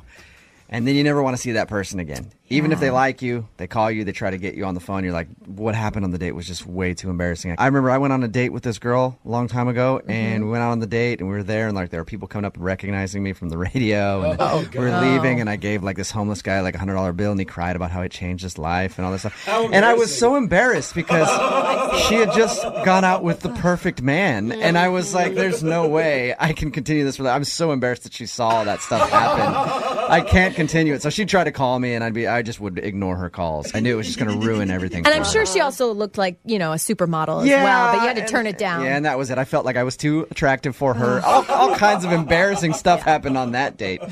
Well, James, who is on the phone with us right now, has an embarrassing story from his date, too. Maybe not as embarrassing as my thing. Whoa. But something happened on his date that is actually very embarrassing. Not for him, for the girl that he actually went out with. Oh, no. And that's why he thinks she's not calling him back. James, what's up, man? How are you? Hey, what's going on, guys? So the problem on your date wasn't that you were too perfect like I have? No, not this time. Okay. Not this time. So tell us a little bit about the girl that you want us to call today. Her name is Lauren. Yep. And where did you meet Lauren? We got set up on a blind date. Was it? Wow. Was it blind, or did you Google search her, find her on Facebook? Completely blind. Really? All I knew was the first name. That is risky. Yeah, it is. Yeah. And what did you guys decide to do when you went out? Well, I didn't want to do anything, high pressure, high stakes. So we got in touch and we met for breakfast one day. Okay. And how did breakfast go? You guys enjoyed each other's company even though you hadn't seen each other or known anything about each other? Yeah, I don't want to sound cliche or anything, but I mean, it was great. I mean, we had about an hour date and it just flew by. She was stunning. When she walked up for the first time, she was absolutely beautiful. So that, I guess that's a lot of the anxiety of a blind date was out the window. What was her reaction to you? I mean, did you pick up on anything? Did she seem similarly, satisfied? Yeah, I mean, we were joking around by the end of it, like we were old pals. She was laughing at my jokes, she was cutting jokes around me, and there was really no awkward lull in the conversation. Just one sort of topic led to the other, and she seemed to really. Okay, the date sounds great and everything. It sounds awesome, but I want to know about the embarrassing part. That's what I want to talk about right now. All right. So after we finished breakfast, we didn't have anything to do for a while, so I said, let's just go for a drive. Just to drive. No expectations, no nothing like that. So she said, fine, let's do it. That sounds like a great idea. So we hop in my car, and we're driving around, and we're stopping at, really nice little parks and little things here and there that just are nice to look at. And so while we're driving and we're joking around, and I start to, as playfully, nothing expected, but playfully just tickle her side, nudge her in the side, see she's ticklish. So I just tickle her here, tickle her there, just goofing around, sort of a flirty kind of thing. Real quick, James, was she into that? Because tickling somebody on a first date, to me, sounds kind of strange. Tickling somebody that you've dated for a year even is hard sometimes. I mean, I know it was a little bit weird, but I mean, she was laughing. She seemed to have a good time. She never told me to stop or push me away or anything. Okay. Right. And as she's laughing, as I'm having a good time, she let one fly. And what did she do after she farted on your first date? She turned the reddest color of red you've ever seen in your life. Did you keep tickling her? Did you say anything? Did you try to act like you didn't notice it? Because, I mean, it wasn't like a silent one where maybe you heard it. Like, there was no doubt that you heard it and it was from her. Did you start laughing? I mean... I did not know. It's like you put the mute button on the car. Yeah. And it's just like... It's so hard not to sometimes, though, because farts are so funny. I wouldn't have known how to react in that situation. I think I would have just acted like it didn't happen, but obviously it's one of those situations where, like, if you're on an elevator and you smell something, you're like, one of us did it. Yeah. And nobody make eye contact. Nobody just like will pretend. But unfortunately, I mean, the elevator is safer because in a car with two people, it's a pretty short process of elimination. Well, I was gonna say, and unfortunately, you're stuck with her now because you're on a date. So yeah, so I mean, you could tell she was really embarrassed. She was like slinking down in her seat. She was trying to to get as close to the door as possible. Like, she was so embarrassed, and I mean, it happens. I mean, these things happen. It's what happens inside of us. And I was trying to tell her, like, it's okay. You got nothing to worry about. Everyone does it. I I do it. We all read that book growing up. You know, so it's just a natural thing. And what was her response to that? She was like, thank you, I understand. It's just really embarrassing, and she could tell that I was trying to help her, but I felt bad for her. I really did, because she was really beating herself up about it, and she didn't really have a reason to. But I mean, I understand where she was coming from. Now, I'm assuming your date ended shortly after that. It did. I asked her if she wanted to keep driving or if she wanted to call it, and she said, I think, I really had a great time, but I need to get going. I got stuff to do. So we drove back to the restaurant where we had breakfast, and that's where her car was, and we sort of did that, awkward goodbye where we both kind of still have the seatbelts on, but we hugged across the steership. That's so awkward. Passenger to the driver's side. Right. Okay. And I asked her, can I call you or can I text you? Can I see you again? And she told me she would text me or she would call me. And you haven't heard anything from her at all? No, not a thing. Have you tried to get a hold of her? Yeah, I've texted her a couple times, and I called her once, and it went right to voicemail. But otherwise, nothing. Okay. I can't imagine being so embarrassed about one fart that you wouldn't ever call a guy again, girls- especially when the guy is expressing so much interest Yeah, but in you girls still. don't fart. Like, Yeah. we don't think about that. And if she wasn't embarrassed before, now all of Seattle knows that you're there. Very embarrassed now. All right, well, we're going to play a song, come back, call her, and get your second date update, okay? All right, thanks, man. All right, hold on. Moving 92.5. Brooke and Jubal in the mornings. Second date update. You know, James, I think I know how you screwed up on your first date. Yeah? Yeah. I was thinking about it. James wants us to call this girl named Lauren today. They went out on a breakfast date. And it was all good and everything else, but the most important part of the date that we need to remember is she farted on their first date because he was tickling her, and then she was very embarrassed about that, and the date ended shortly after, and he thinks that she's not calling him back because she's embarrassed. And she probably was very embarrassed, and I think, James, the mistake that you made on your date was after she did that, after she tooted, you just try to make her feel better by consoling her and being like, oh, don't worry about it. Everybody does it. What you should have done was fart yourself. Absolutely. Louder than her. And then you guys could have like a little fart battle in the car, and then it would be cute. Be like, see, everybody does it, you know? That's actually a good idea. If I had that talent, I might have. Okay, Yeah. if you could do it on command. All right, you ready to call her and see if the reason that she isn't calling you back is because of Fartgate? Yeah, let's do it. All right, man. Dial the phone right now.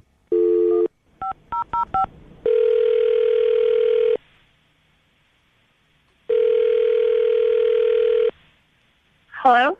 Hi, can I speak to Lauren, please? This is she. Hey, Lauren, how are you? This is Jubal from Brooke and Jubal in the Morning. Where are you calling from? Brooke and Jubal in the Morning, the radio show.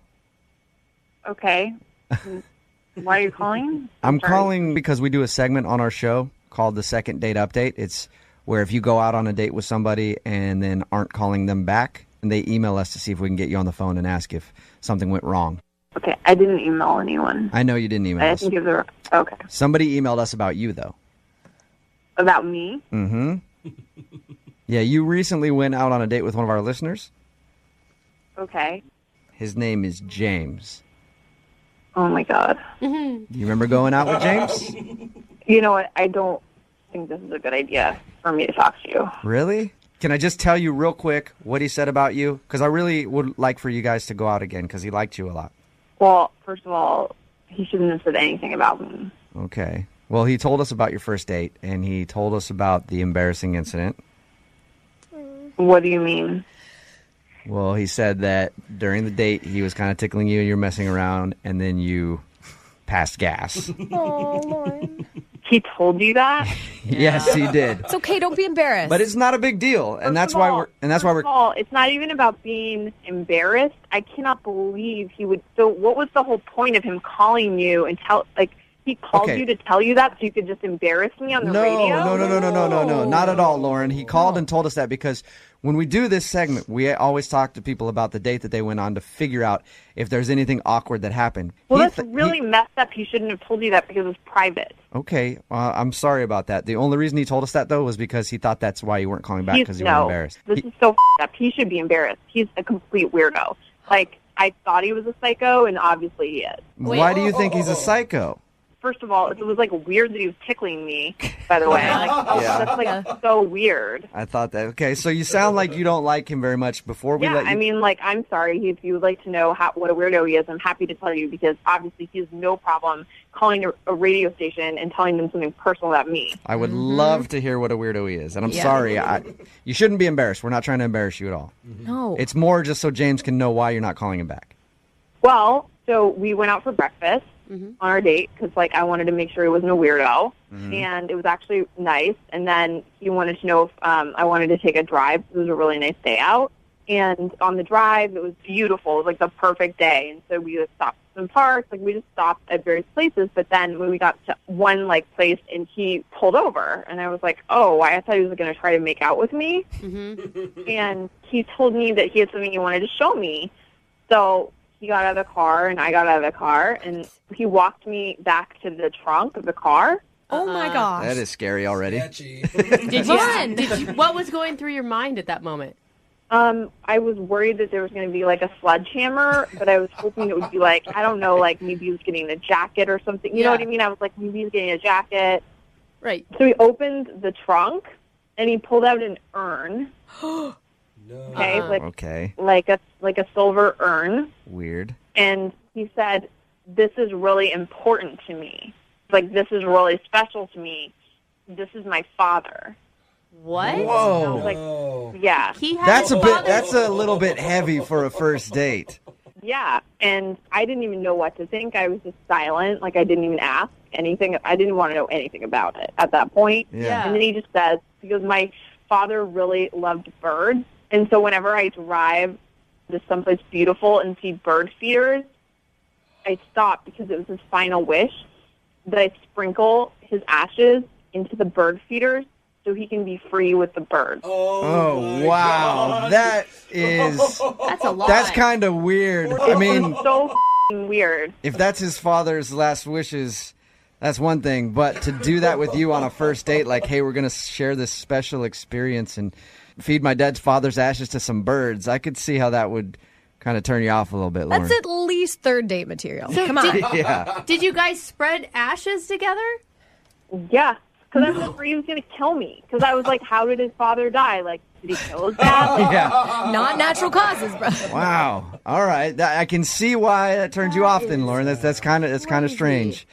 yeah, I was just, like, so relieved, honestly, when I got home and I was not dead. Yeah. All right. Hey, Lauren.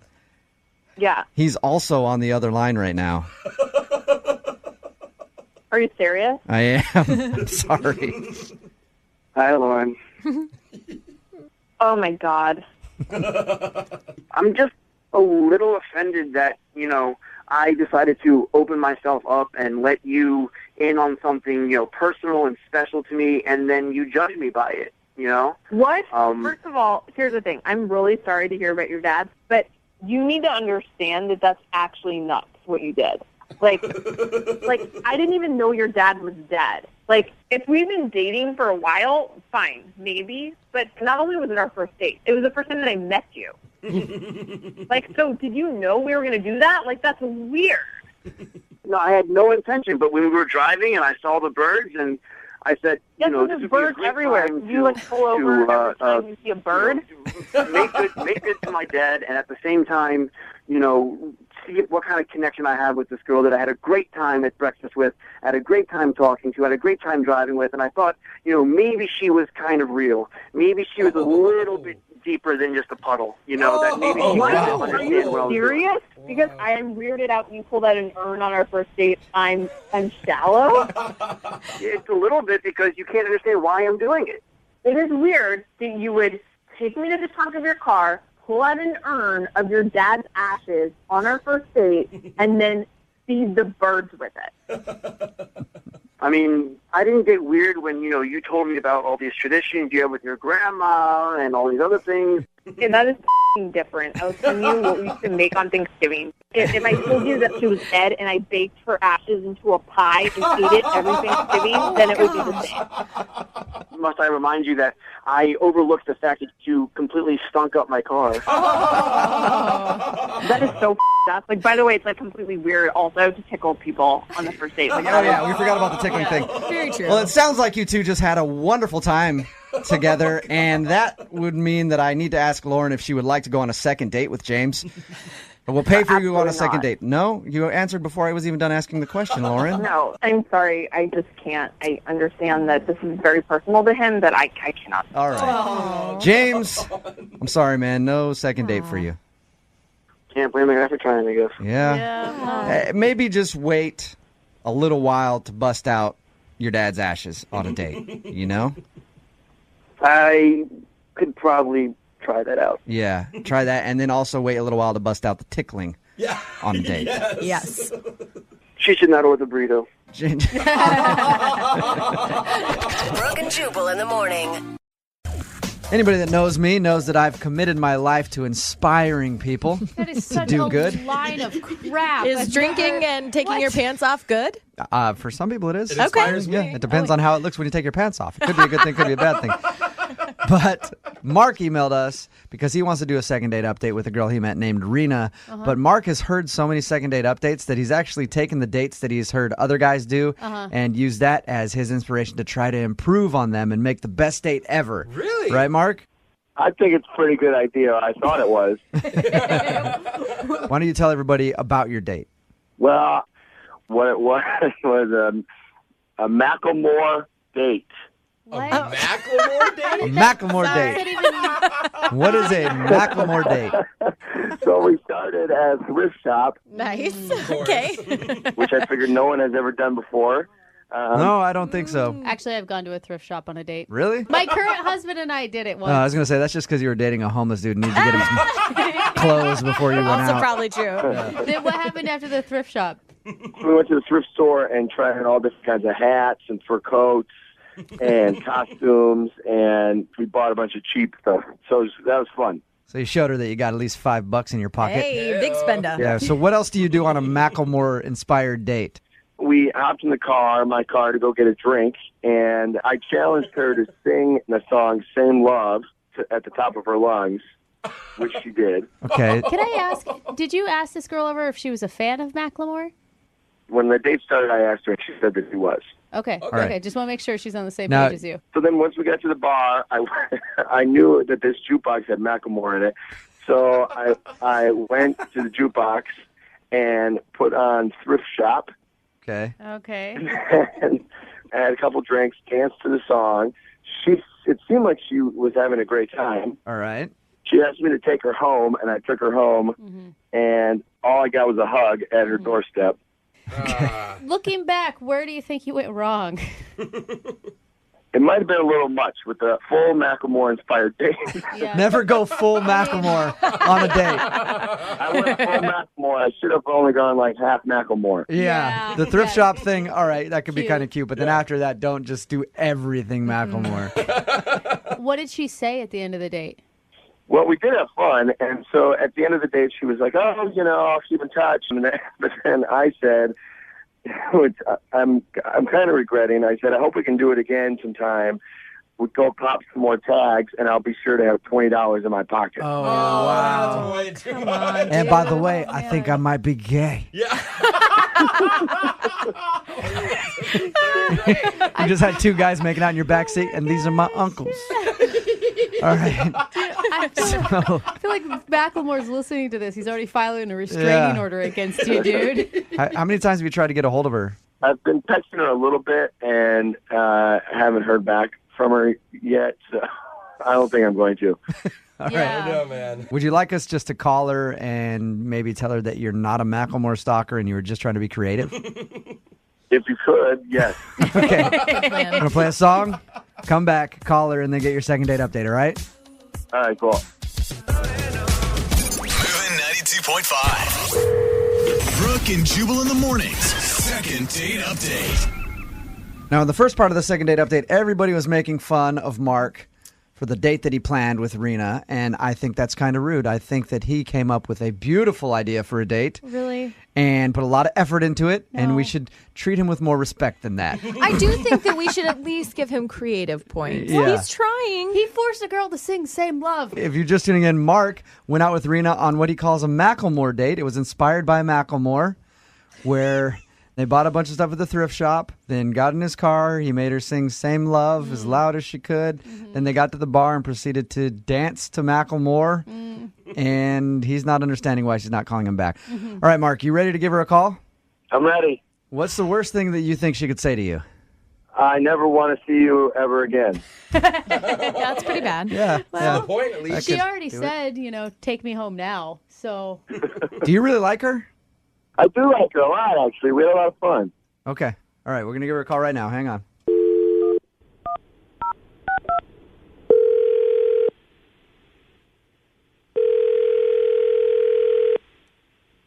Hello? Hey, is this Rena? Yes. Rena, what's up? My name's John. I'm calling from the Macklemore fan club. You have been selected Stop as it. our leader. This is actually Jubal. I'm calling from Brooke and Jubal in the morning. I'm moving 92.5. How are you? I'm okay. I'm calling you because you recently went out on a date with a friend of mine, a guy who's very into Macklemore. Okay. You remember going on a date with Mark? Yes. Well, Mark emailed us because he said that he really enjoyed going out with you and loved to take you out on a second date. But I guess you haven't returned any of his texts or calls or anything. Is there a particular reason? So did he already tell you about what happened on the date? Yeah. He said that he picked you up and took you to the thrift shop and you guys bought some clothes there, and then he made you sing Same Love in his car, and then you went to the bar and danced a little bit to thrift shop. We told him that might have been a bit much. Well, he decides that he wants to play thrift shop on the jukebox, and he pulls out a $20 bill, and then he plays thrift shop on repeat and stayed on the dance floor. So he made you keep dancing to Macklemore thrift shop over and over and over again. Right. The first time I was like, okay, we just went to the thrift shop, Macklemore. Okay, great. Yeah. And he stayed out there for a good 15. I left the dance floor. Oh, so you just left him there standing? I left and sat at the bar and got a drink, and he stayed out there for like 15 minutes. Wow. So any chance if he toned down the Macklemore stuff, you'd go out with him again? Well, it was something that I found out after the date. That is the reason why I have not been responding to him. Something that you found out after? Yeah. His coworker had told me that Mark's ex-girlfriend was supposed to be at the bar that night. What? And he was trying to make her jealous. You were just Yeah. I don't know if that was like their song or something or what. But. Hey, Rena?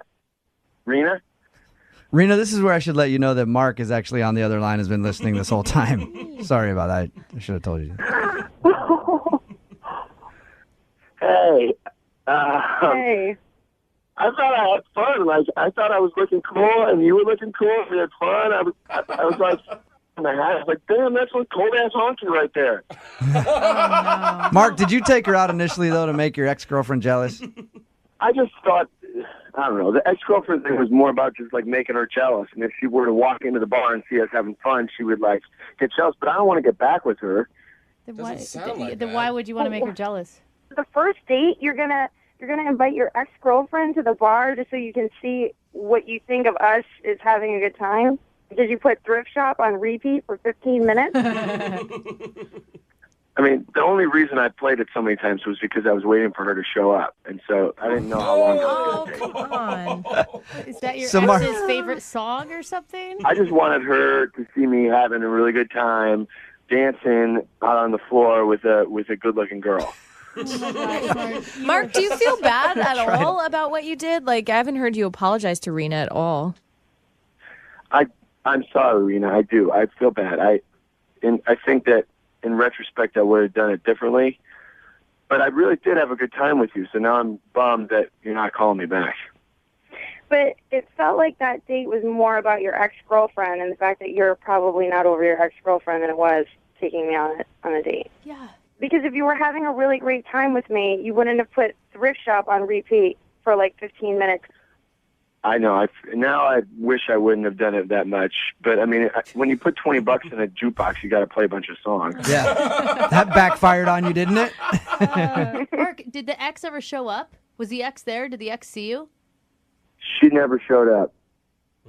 So you sat out there and danced for like 20 minutes to Macklemore by yourself, and your ex never showed up. In like a fur coat and like. Once you realized you were having a good time with Rena and you didn't care about making your ex jealous again, why didn't you just go somewhere else where you knew she wasn't going to be? Well, I guess I just wanted to. I didn't want to deviate from the plan.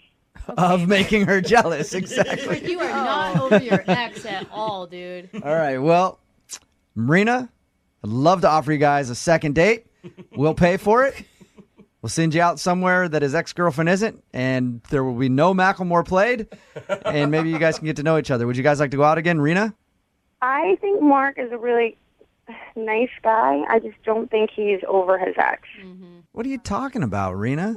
When a guy gets out on the dance floor and dances to the same song over and over again for 20 minutes in the hopes that his ex will walk in the door and see him dancing with another woman, that means that he is entirely over his ex. I think you're being a little judgy. Exactly. Brooke and Jubal in the morning. Perhaps one of the worst impressions you could make on a first date would be not showing up to the designated place where you were supposed to meet your date. And not because, you were late or anything else, but just because you couldn't find it. That's what happened with Kevin, who is on the phone with us today. And actually, Kevin, I identify with your story. He emailed us. He met a girl named Olivia. Actually couldn't find the restaurant that they were supposed to meet at. That happens to me all the time, Kevin, so don't feel too bad, but mostly just because I don't pay attention to what people are saying to me, and then by the time I'm like on my way, I'm like, oh crap, where were we supposed to meet? And then I don't show up. So thank you for joining us, Kevin. Appreciate your email. Thanks, guys. Hey, Brooke. Hey, Jubal. Now, you actually didn't make it to dinner on your first date because you couldn't find the restaurant. Yeah. I'm hoping it wasn't your suggestion to go to this restaurant. No. She just gave me the name of the place and didn't give me an address, so I had to. I guess my GPS kind of freaked out and kind of just couldn't decide between which restaurant it was. Yeah, that happens to me all the time. It's usually the user's fault and not the GPS. But I blame my GPS nonstop. I'm like, oh, stupid thing, took me completely down the wrong street. So are you normally bad with directions and finding places? Does this happen to you a lot, or is this kind of like a one-time weird thing? I'm not very good with directions. I barely know where I am anyway, all the time. So how late were you to the date? Well, she actually ended up calling me about 25 minutes after we were supposed to meet. Why wouldn't you call her and tell her, hey, I'm lost, where are you? Well, you don't want to appear like the guy who can't find things and just, Were you in contact with her, though? At least, like, you don't have to say, I can't find the restaurant, I'm a dumbass. You can be like, hey, I'm on my way, just running a little late. Did you at least do that? I sent a text saying that, but that, that only gets you 10 or 15 minutes. Right, and then she finally called you, and how'd that conversation go? I admitted that I was a little turned around, and she asked where I was, and I told her the location, and I told her the cross streets, and it was like a block or two from her apartment. So she said, I know where you are, I'll come meet you, and we'll go back to my place for a drink. Well, that was quick. Wow, nicely done. You didn't plan this whole time? Wow. Yeah, either you're a really creepy stalker and you already knew where her apartment was, and this is a genius way to get up there, or you just got super lucky by being right outside of her apartment. Yeah, I thought perfect. It's super lucky. It's great. And then she met me, and we went up and had a few beers, and then it just got a little odd. How was the conversation when you got up there in the beginning? It was nice. She was really sweet, and she had a nice place in which I love seeing how people live. So it was really great. And then we were only there for like 20 minutes, and she got a text saying that her roommate was coming home, and that I guess her roommate had just broken up with her boyfriend. Okay. And she needed to kind of console her, and so it was one quick drink, and then she kind of ushered me out. Okay, Kevin, do you feel like that's legit? Yeah. I don't know. You don't want to assume someone's lying to you that quickly. Yeah. But that kind of feels like that's odd to me. Yeah, it seems like interesting timing. You kind of blew it and didn't show up for dinner. She had to come meet you, threw you a pity date by being like, yeah, come up to my place, we'll have a beer. And then all of a sudden she receives a text from her roommate who just got through a breakup, and she has to ask you to leave. It seems kind of. She didn't have to invite him to her apartment, though. I mean, Yeah, because it seems like there's a couple of things going on. It's like if she didn't want to see me at all, she could have easily said, Right. I have something else to do. She brought me up for a drink, so it was kind of like I was getting two sides of a different story. So when you finally left, did you guys make plans to see each other again? No. And I texted her 3 times after the date, and I haven't heard from her at all. No, nothing? no. What was the last thing you guys said to each other? I think I said I'll catch you soon. Smooth. That's romantic. Yeah. Wow. Okay. I don't know how she didn't fall head over Slap her heels on the for back. that. Yeah, That catch is- you on the flip side, that is buddy. sweet. And then you took off. So you haven't heard anything from her. You've tried to text her 3 times and not a word back. Yeah. I want to find out whether it was me that did something wrong. I don't date much. I work with computers and I don't talk to people that much. So I want to make sure if it's something I did, and I want to know what it is, just so I can fix it the next time or figure out if there's something I should or shouldn't be doing. You should make sure you know where the restaurant is and show up on time. We'll tell you that right now. And the whole thing's really a bummer because in the short time we were together, she seemed really cool and really nice, and she's really pretty. So I thought I had everything going, but All right, well, we'll play a song, come back, get her on the phone, and get your second date update, okay? that'd be great. Thanks. Hang on. Moving 92.5. Brooke and Jubal in the mornings. Second date update. All right, here we go. Kevin is on the phone with us. He wants us to call a girl named Olivia. They had a pretty terrible first date. Yeah. I mean, Kevin didn't even show up to dinner because he couldn't find the restaurant. She finally had to call him to see where he was. He was actually close to her place, so she said, fine, I'll come meet you. They went up to her place, had a couple beers before she said she got a text message from her roommate who had just broken up with her boyfriend and she needed to talk, so Kevin had to leave. She basically kicked Kevin out. Are you about ready to give her a call? Yeah. Now, if you find out that she lied about that text message and wanted you gone and was maybe upset because you didn't show up for dinner and she had to come meet you, what are you going to try to say to her in order to get a second date? Because you want to get another date with her, right? That's why we're doing I this? do. Okay, so what are you going to say to her? I guess maybe assure her that I'll never do that again, and I'll make sure I know exactly where the restaurant is for the rest of our dates. Okay. Yeah.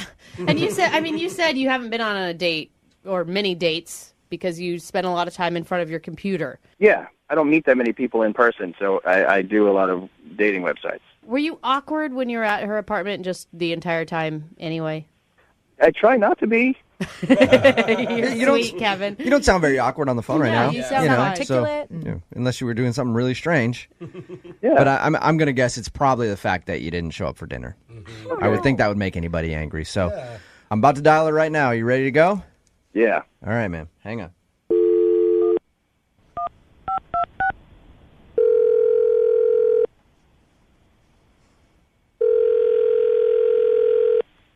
Hello? Hi, can I speak to Olivia? Yeah, this is her. Hey, Olivia, how are you? This is Jubal from Brooke and Jubal in the morning. Hello? How's it going? Good. I'm sorry, who are you from? Jubal from Brooke and Jubal in the morning, the radio show. Am I disturbing you at work or something? You sound... Yeah, sorry. I don't mean to be rude.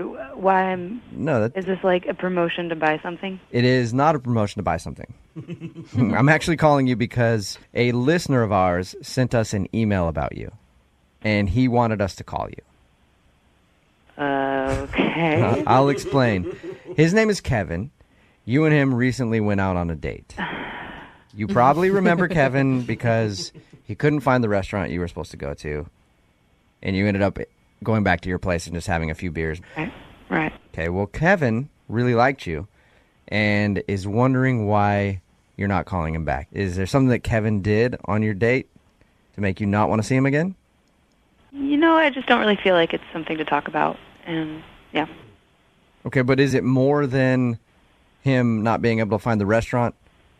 No, that was super irritating, and what grown man can't find a freaking restaurant, but Yeah. no, that's not the issue. That's not the issue. No. Is this did he just write an email and you guys are calling me and wasting my day, or? Yep, that's pretty much exactly what happened. And I know that you're at work and you sound busy, Yeah, and I don't want you to... just- What's that? I just want to know what the premise of this, so that way I know if I need to change my phone number. Whoa. No, we won't be calling you ever again after this. I'd appreciate you, though, hanging on because it's a segment we do on our show called the Second Date Update. Basically, we want to tell Kevin what he did wrong on your date so he can learn not to do it again on other dates. It sounds like you don't want to see him again. Can you tell us what the main issue is? What did he do? I went to the kitchen to make us a drink, and when I came out, he wasn't in the living room where I left him, and where he was coming out from did not seem like the bathroom, and he seemed really weird about it. Like, he just seemed weird, and then I went back.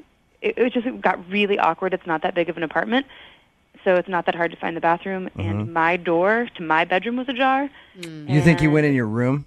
I think he stole a pair of my freaking panties. What? For and real? I do not want him anywhere near me. Hold up. Okay, I was just going to say that he went into your room, and that's weird, but you think that he stole a pair of your underwear?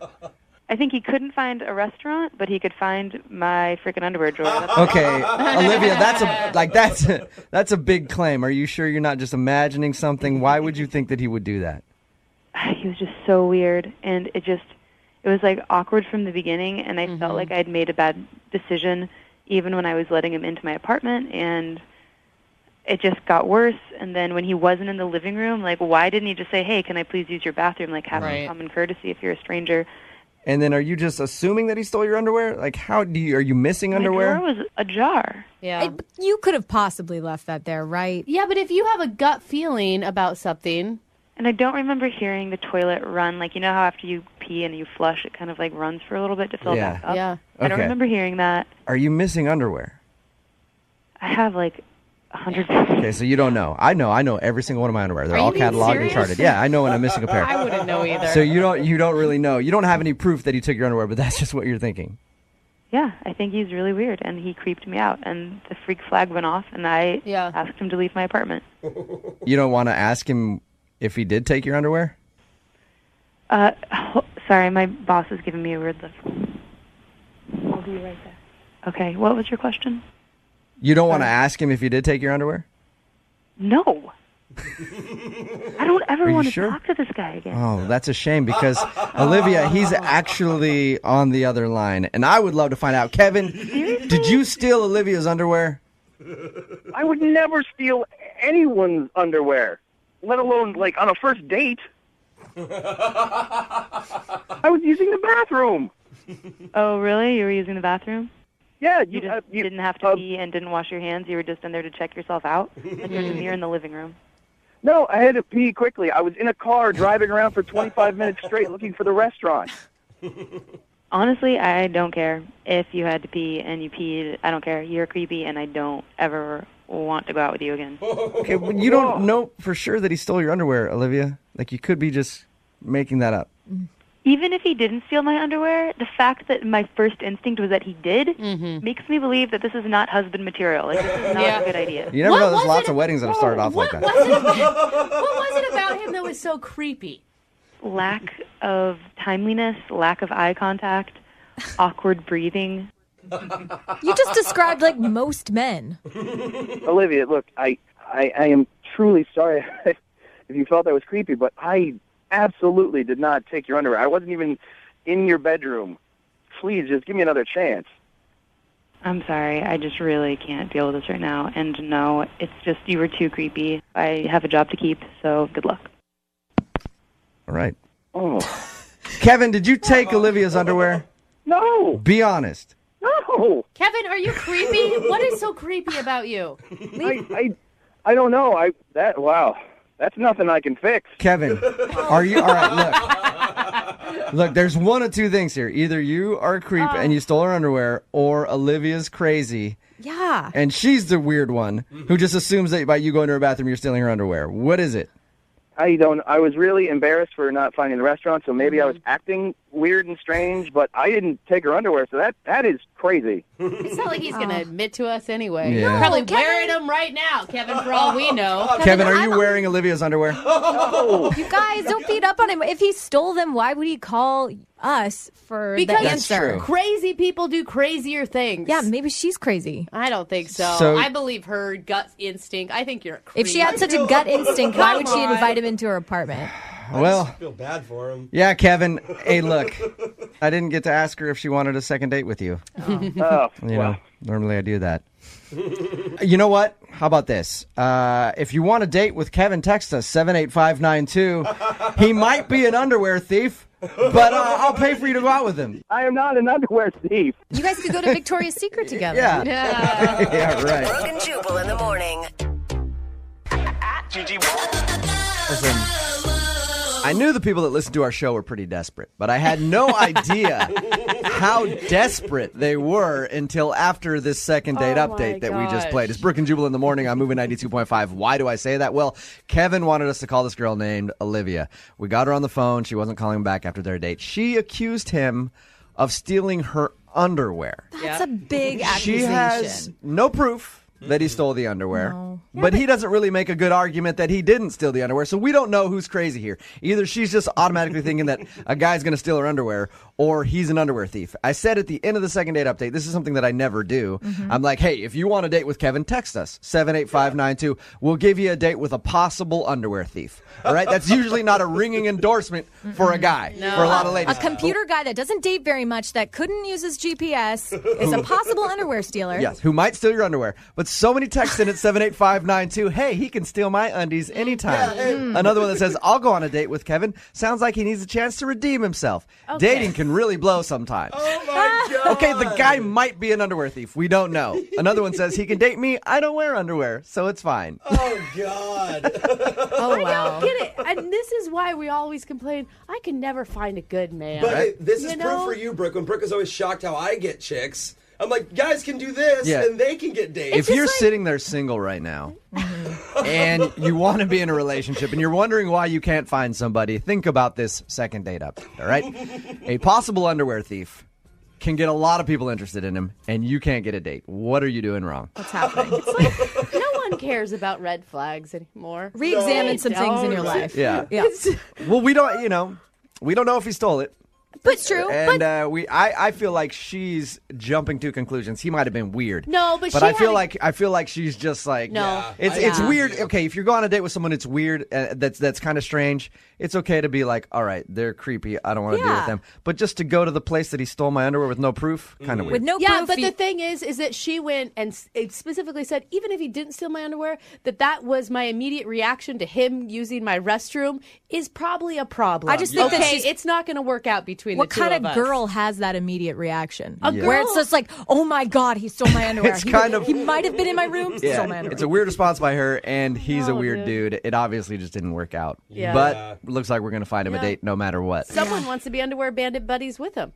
Yeah. Gonna all find him kinds a of people. friendship, too. Right? Yeah. He's got friends all over the place. If you want a second date update, all you have to do is email us, brookandjubal@moving925.com. We will call the person who didn't call you back. Careful when joking around on a first date because the other person might not get your sense of humor. Like, I don't know how many dates have been ruined that I've been on when in the middle of it I just drop my fork and I look her dead in the eye and just go, how many other people know you're out with me right now? That's a really funny joke. They never get it. It just ruins the mood right there. Weird. And Maggie, who is on the phone with us right now to do a second date update, apparently made a poorly timed joke on her date. And she thinks that's why she's not getting a call back today. We'll find out what her joke is in a second. Hopefully it's as good as mine. But first, let's find out a little bit about the guy that she wants to call. Maggie, how are you? I'm good. How are you? Good. So you want to call a guy named Ray today? Well, actually, I want you to call him. Oh. That's a good point. Good point. I guess that is how the second date attention. updates work, right? I called him. Well, you want me to call a guy named Ray today. Where'd you meet Ray? Ray and I met at a bar a couple weeks ago. I was out with some of my girlfriends, not expecting to meet anybody, and I meet this great guy, and he and I end up talking for most of the night. Did he approach you, or did you approach him? He approached me. Did he use like a cheesy line, or was he pretty cool? He actually he came over with 2 shots of Fireball. Classy. Yeah, and he said, "Can I warm you up?" Ooh, nice. And that worked, huh? Well, I was a few drinks in, so Okay. yeah, that worked. I was going to say, if you were sober, that probably wouldn't have worked. Exactly, right. Yeah, you're the type of girl that never turns down free alcohol is what it sounds like. Right. I'm not. No. So we just started talking after that, and I get home from the bar, and he texted me. Was it a booty call text or was it a nice No. He just said it was great to meet me, and he would love to go out for coffee later that week. Oh, that's good. Yeah, which was great. Normally guys will text me a picture if I give them my number. Especially if you're at a bar and you've been drinking Fireball all night. It's like, I know how to seal the deal here. Man. You give her a little sample of the goods. Yeah. So anyway, to getting pictures, but I didn't this time, which was surprising. And it's so sad that that's the exception to the rule, is the one guy that doesn't send you his junk. I know. How romantic. I mean, that's kind of the day and age we live in right now. it is a beautiful time we're living in. So how was coffee then? It was awesome. He was very sweet. He, pulled the chair out for me when we got to the coffee bar, and he even paid for my coffee. He was very gentlemanly. Your standards really are low, aren't they? Normally, if I get pictures after a night of Fireball, yeah, my standards are pretty low right now. So. But that sounds good. I mean, it sounds like he was genuinely excited to see you, because sometimes after a inebriated night in a dark bar, daylight dates can be a little shocking. Exactly. Right.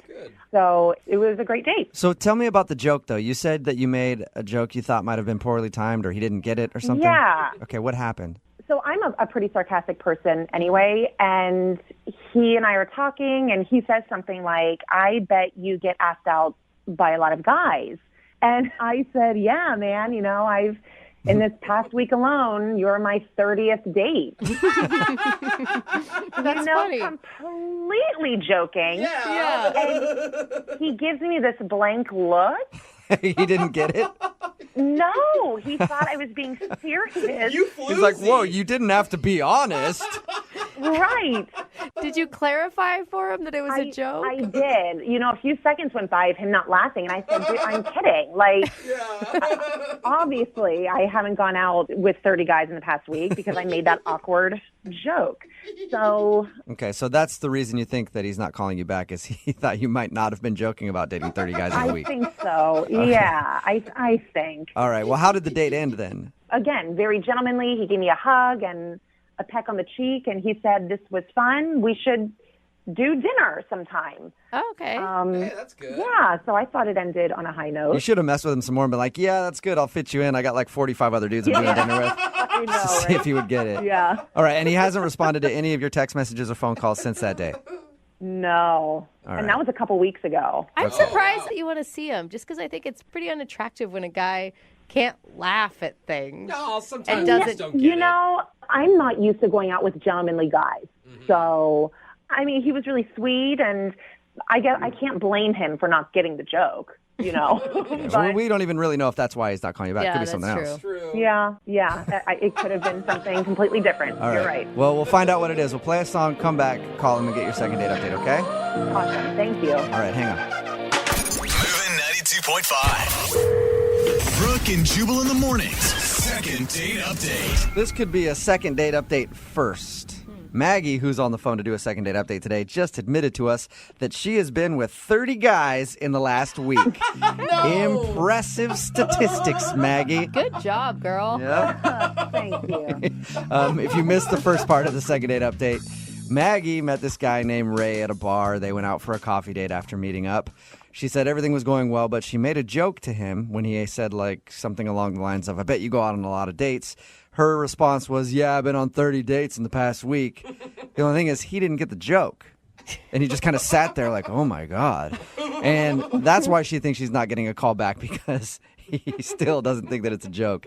It's pretty hard to go out with that many people in 1 week. So hopefully, maybe, Maggie, we can get him to realize that and go out with you again. Are you ready to give him a call? Yes, for sure. Okay. This one's so weird to me because he asked you to go out to dinner at the end of the date. I mean, he was obviously complimenting your looks when he said you must get asked out a lot. I don't get that one little joke would make him not call you. I know. So I'm excited to see what the problem is. Well, it's not no kidding. one little joke. If you didn't get the fact that he was thinking that you really went out with 30 guys in a week, that's bigger than a little joke. All right. You're right. Yeah. I'm going to dial his phone number right now and see if we can get him on the phone, okay? Okay.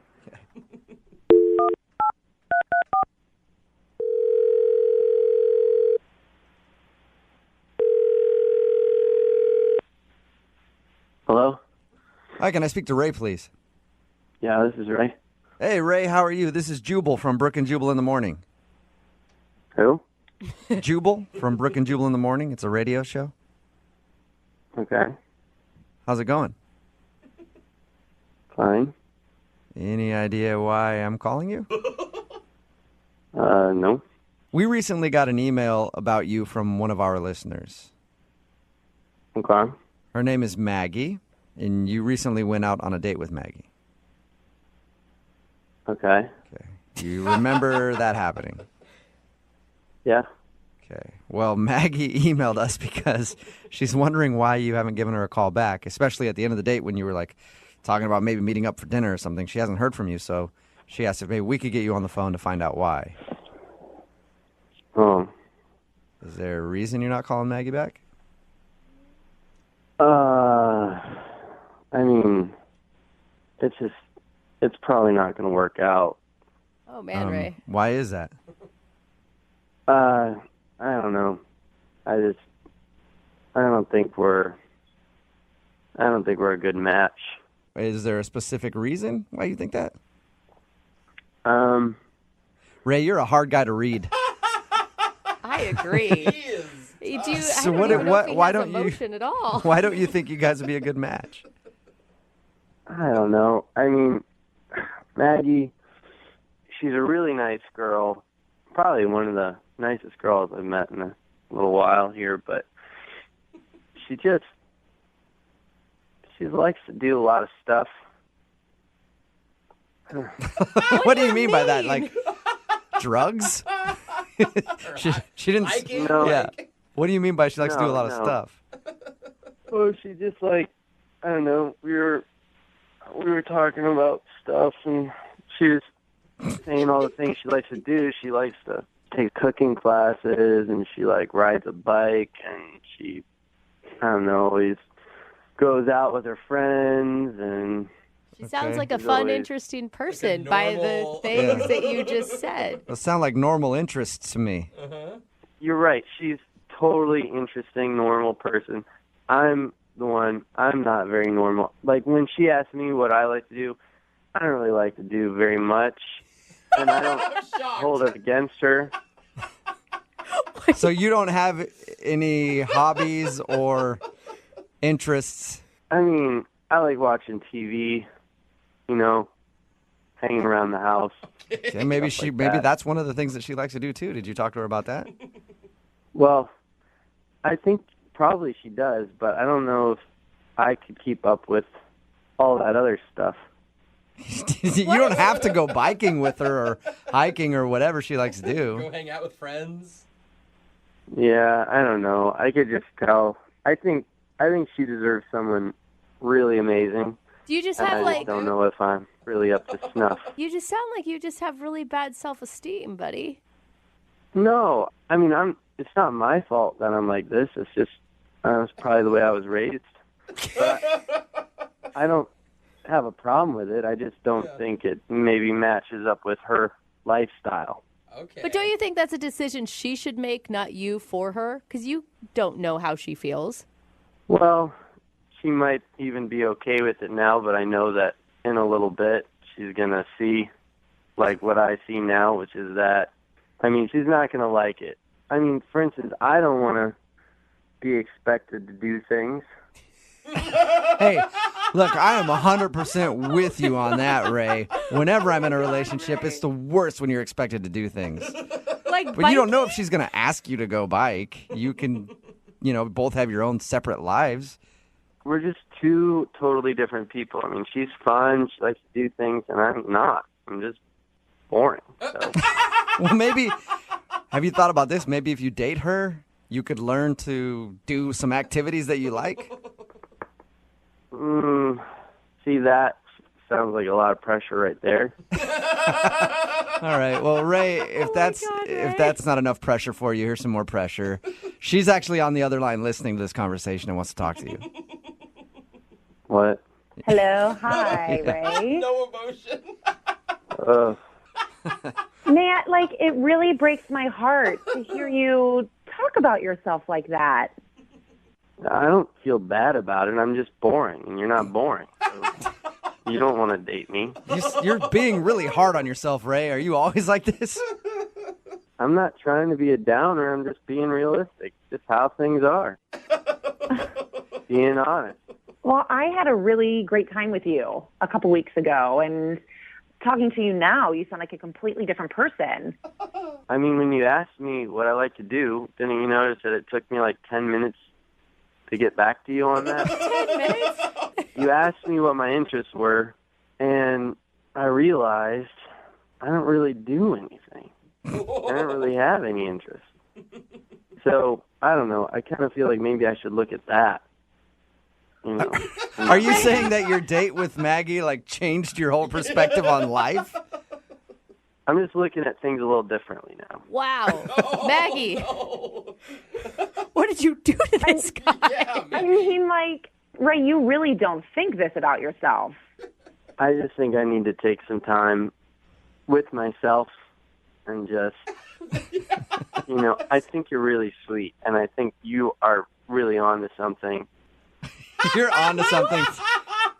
And Maggie, you keep doing what you're doing. You're on to something. You're living your life. Oh my God, So, poor Ray, let me ask you this, Ray. I will pay for a second date if you guys go out again. Will you go out with Maggie one more time? Oh. Oh, my God. Really likes you, Ray. She thinks you're interesting and fun and attractive. I do, Ray. I like that you're really sweet and you're gentlemanly. I mean, you pulled my chair up for me at the restaurant. Guys don't do that. So I would love to see you again. Mm. Oh, my gosh. But in that list, you forgot boring. Jeez. Oh, my God. Ray. I like doing boring stuff, too. I like sitting around doing nothing. That's fun for me sometimes. I feel like you're just saying that to impress me. That's how you really impress a lot of people. Yeah, no, I'm super boring. Ray, is there any way we can get you to go out with Maggie again? Come on. I mean, you're paying for it? Yes. Come on, Ray. You're in a slump. You need this. And you could be boring and she won't mind. Fine, but don't expect much. So is that a yes then? You'll go out with Maggie? Yeah. Yes! Congratulations, Maggie. You got a second date. I know. Great. You are excited about this. Well, yeah, I'm excited. It just sounds like he's in a mini slump. So I'm excited to help him get out of it. All right, good. Well, you can be Ray's slump buster then. I'm not in a slump. This is how I am. Please don't expect more. Well, I'm excited to hear about how this whole date turns out with you guys. Me too. It's close to, a romance novel or something. I wouldn't be too excited. Brooke and Jubal in the morning. Brooke and Jubal's second date update. Normally when we do second date updates, it's been a couple weeks since somebody hasn't gotten a call back. Right. But we got an email from a dude who wants answers now. Okay. And his date happened last night. Patience, So sir. he emailed us and asked if we could do a second date update for him right away. His name is Adam, and he's on the phone right now. Adam, why couldn't you wait a couple days to do your second date update? I really want to know what happened really soon because I'm really afraid that I did something really wrong. So I gotta have help. Hold on. I feel like you need some chill is what you need in your life. Well, honestly, I'm pretty sure once you hear this story, you'd want to know too. Whoa. All right, well, let's get into the story then. You went out with this girl literally last night. Yeah. Okay, and how did you meet her? So I was at a coffee shop and kind of did one of those random, cheesy, hopefully romantic things that worked out, and it worked out really well. What was it? I need to know your trick. Yeah, so I was in front of her, and she was really cute, and I was like, oh, I'm going to try and buy this girl a coffee. And so I told the cashier, I was like, I'm going to buy this girl's coffee. And I turned to her and asked, I was like, is that okay? And she said, yeah, and smiled. And I thought that was a good sign, but I wanted to make sure that she knew it wasn't just one of those like nice pay it forward moments. So when they asked what name to put on the cup, I said you can put my name on my cup, but I said to put my phone number on hers. Ooh, sly. And so I was like, hey, I hope you enjoy the coffee, but no pressure. If you're interested, here's my number, and I hope to hear from you. Dude, I'd call you back too. That is smooth. And there's no like instant like obligation, right? I'm pretty sure 98% of women would fall for that move. Yeah, I think she's in that 98% because it worked. She gave me a text. Yeah. How quick did she text you back after you bought that coffee for her? That day, like not too far thereafter. Nice. All right. So what happened on your date? Why do you need to do a second date update right now? It hasn't even been 24 hours. So we went to a place for happy hour. We wanted to keep it kind of, keep it casual. And it was a good start that she was like, well, you bought a drink for me. Let me buy a drink for you. I was like, oh, this is a great start. So, dude, she's even good at the moves. Like, that is a good move on her part. Yeah, so we're talking and hanging out, like, past a drink, getting some appetizers. And so there's good conversation. And we start talking about just random stuff, talking about how, all these small plates and how I like the snack, and she's talking about throughout the day she loves the snack too. And I don't know where it came from, but we started talking about yogurt. Ooh, you guys had the yogurt talk on a first date? Man. Moving fast. Yeah. Is it What's like next? Greek or non-fat? What do you like? I told this super lame story about how I didn't like it at first, and now I love it, and I can't like go through a day without it. And we were talking about favorite flavors, and this is where it started and stopped. I was like, oh, I just really like plain Greek yogurt. And I kid you not, I finished the word yogurt, and she starts crying. Crying? What? Out of the blue? Literally, I'm telling you, and I've run through the story a million times. I finished the word yogurt, and she is crying. And so I mean, it was such a quick thing that I was like looking around. Did something happen I didn't know? And I said, I'm sorry. Like, did I say something wrong? And she didn't really answer me. And I said, I made some joke about saying Greek yogurt, which said it again, which is evidently something I shouldn't have said again because she started crying even more. What? And wow. She's like, it's too tangy for me. I can't handle it. Yeah.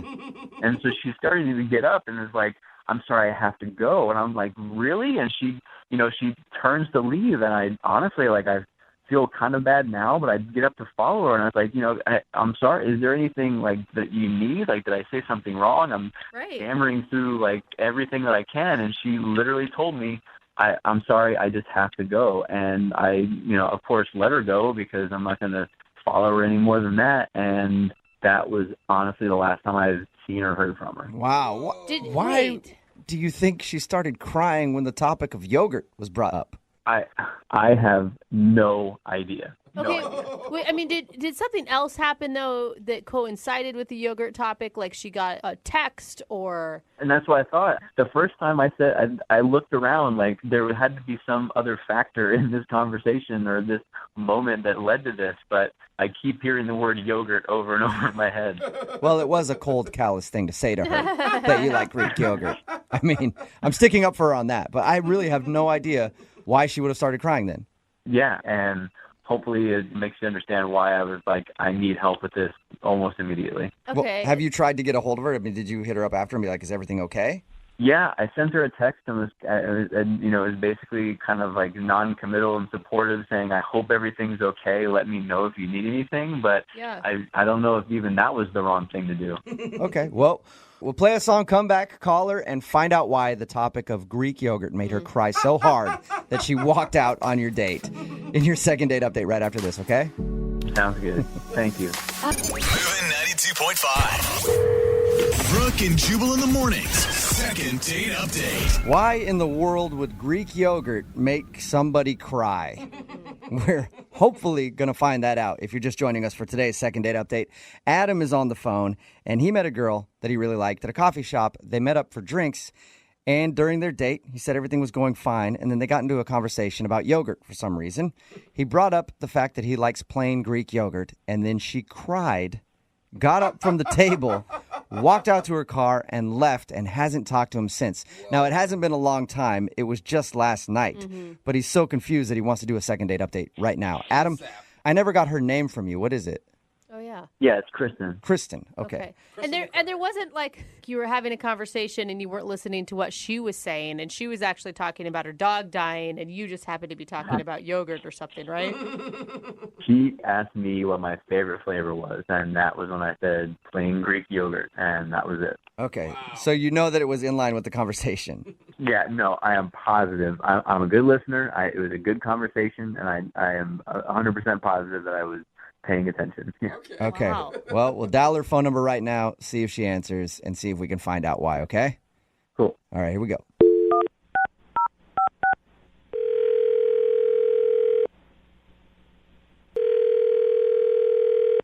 Hello?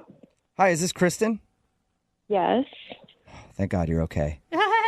How are you? This is Jubal from Brooke and Jubal in the morning. What? Who? Jubal from Brooke and Jubal in the morning. It's a radio show. Yeah. Why are you calling me? I'm calling you because we got an email from a friend of yours who is very concerned. Well, I don't know how much of a friend he is, actually. Yeah. His name is Adam, and you apparently went out with him last night. Oh my God. Are you serious? Yeah. We do a segment on our show called the Second Date Update. That's where if you go out with somebody and then end up not calling them after, they email us to see if we can get you on the phone and find out why. Normally, people wait like a couple weeks or a month to email us, but he emailed us and wanted us to get a hold of you because apparently you walked out of your date crying last night, and he has no idea why. I told him that he should wait a little bit longer because you're probably embarrassed. No, I'm not really embarrassed. I mean, you really want to get into it. You're not embarrassed to break down in tears when talking about Greek yogurt? And then... Oh, he told you what we were talking about? Yeah. He said that he thought everything was going well until the topic of yogurt came along, and he brought up the fact that he enjoys plain Greek yogurt, and that's when you started to cry and then left. I mean, it's just something I do. Wait, what do you mean? It's like every time you go to the grocery store and you walk by the aisle, you're just in tears? No, it has really nothing to do with Greek yogurt. It's just this thing I do, like, if I'm just not feeling it. I mean, I wasn't really feeling the date. I was kind of over it. And I just decided, like, I'm just going to start crying, and he'll freak out, and he won't want to touch it after that. And so I just left. What? You're using crying as an out on a date? You can just do that? It works because so many guys just don't know what to do, and they don't want to deal with it. They think I'm crazy. No, that's actually a really good idea. If you were to just start crying on a date and be like, I have to go, I'd be like, I'm not going to argue with that. Get out of here. Go do whatever it is that you have to do. Yeah, guys don't want to deal with it. They think that there's something wrong with you. You're fragile, you're crazy, and they just don't want to deal with it. Oh my You're God, like you're like an evil genius. It works. But why didn't you like your date so much? I mean, he sounded like a really nice guy. Nice? I mean, not really. He wasn't really that nice. I actually thought he was kind of a pig. Whoa, really? Okay. Like, what kind of a pig? Well, there's different levels of pig. I mean, What are you saying? Like potbelly? Is that what you want to know? well, I mean, did you feel like he was just disheveled and dirty? Did you feel like he was like, unkempt? Did you feel like there was another part of him that was like a male chauvinist pig? There's all kinds of pigs. You do bring up. No, he brings up a good point. Definitely chauvinist. Chauvinist. Okay. Sexist. He's sexist. What did he do that was sexist? We were talking about things in school, and I was talking about how, like, I went to school for like math, and he said, "Oh wow, most girls aren't good at math. That's really cool." Whoa. Oh yeah. Like, stupid. Yeah, that is Most dumb. girls aren't good at math. That is pretty stupid because every girl that I cheated off of in high school to get to pre-algebra was really good at math. To get to pre-algebra. Yeah. Those And sixth graders as I was cheating off of when I was a junior. They were 8th graders and I was a senior. Okay. And most of them were female and they were really good at math. And me being a man, I was terrible at it. So I would never say that. Did you tell him that you were offended by him saying that? I let that one go for a second. I was like, okay, let me give him the benefit of the doubt. And then we started talking about cars, and like I was saying how I had to get a repair on my car, and I was talking to the mechanic, and he was like thinking that I couldn't handle myself at a mechanic shop, and why didn't you do it? And do you want me to help you? Girls are always victims at these things, and I'm like, cool, I got it. Yeah. Oh I my don't blame you for pulling the crying card at this point. Yes, like after all that, then we were talking about careers and work, and then he said, you're so pretty, you don't need to work. Oh my God. Oh my gosh. Yeah, at that point I was like, he already thinks I'm some fragile little girl, so let me just let the tears flow. Yeah. I know. In his mind, he's like, there it is. I knew she was a woman deep down. Good at math, good at cars, whatever. I knew the tears were going to come. That's all right, sweetheart. Kristen, thank you for telling us a little bit about why you weren't calling Adam back and why you fake cried in the middle of the date. Yeah. I do have to tell you, though, that Adam is actually on the other line listening and wants to talk to you. Oh my God, are you serious? Yes, I am. Yeah, how can you fake crying to get out of something you don't want to deal with? I mean, if you're going to be clueless about the things that you say, like, it's just going to get all ugly and awkward. Because I was getting irritated, and I don't want to let my bad side come out and start putting you in your place. Listen, I mean, I'm just trying to give you compliments, and the response is to, like, lie about it and make me worried about you? Compliments? You think that's a compliment? You were saying that I'm smart for a girl. Like, oh my God. That is not cool. What am I supposed to say to that? I don't know what you're talking about. I mean, I was telling you how smart you were. For a girl, like, do you not see how you're coming across? That's so chauvinist and sexist. No girls like that.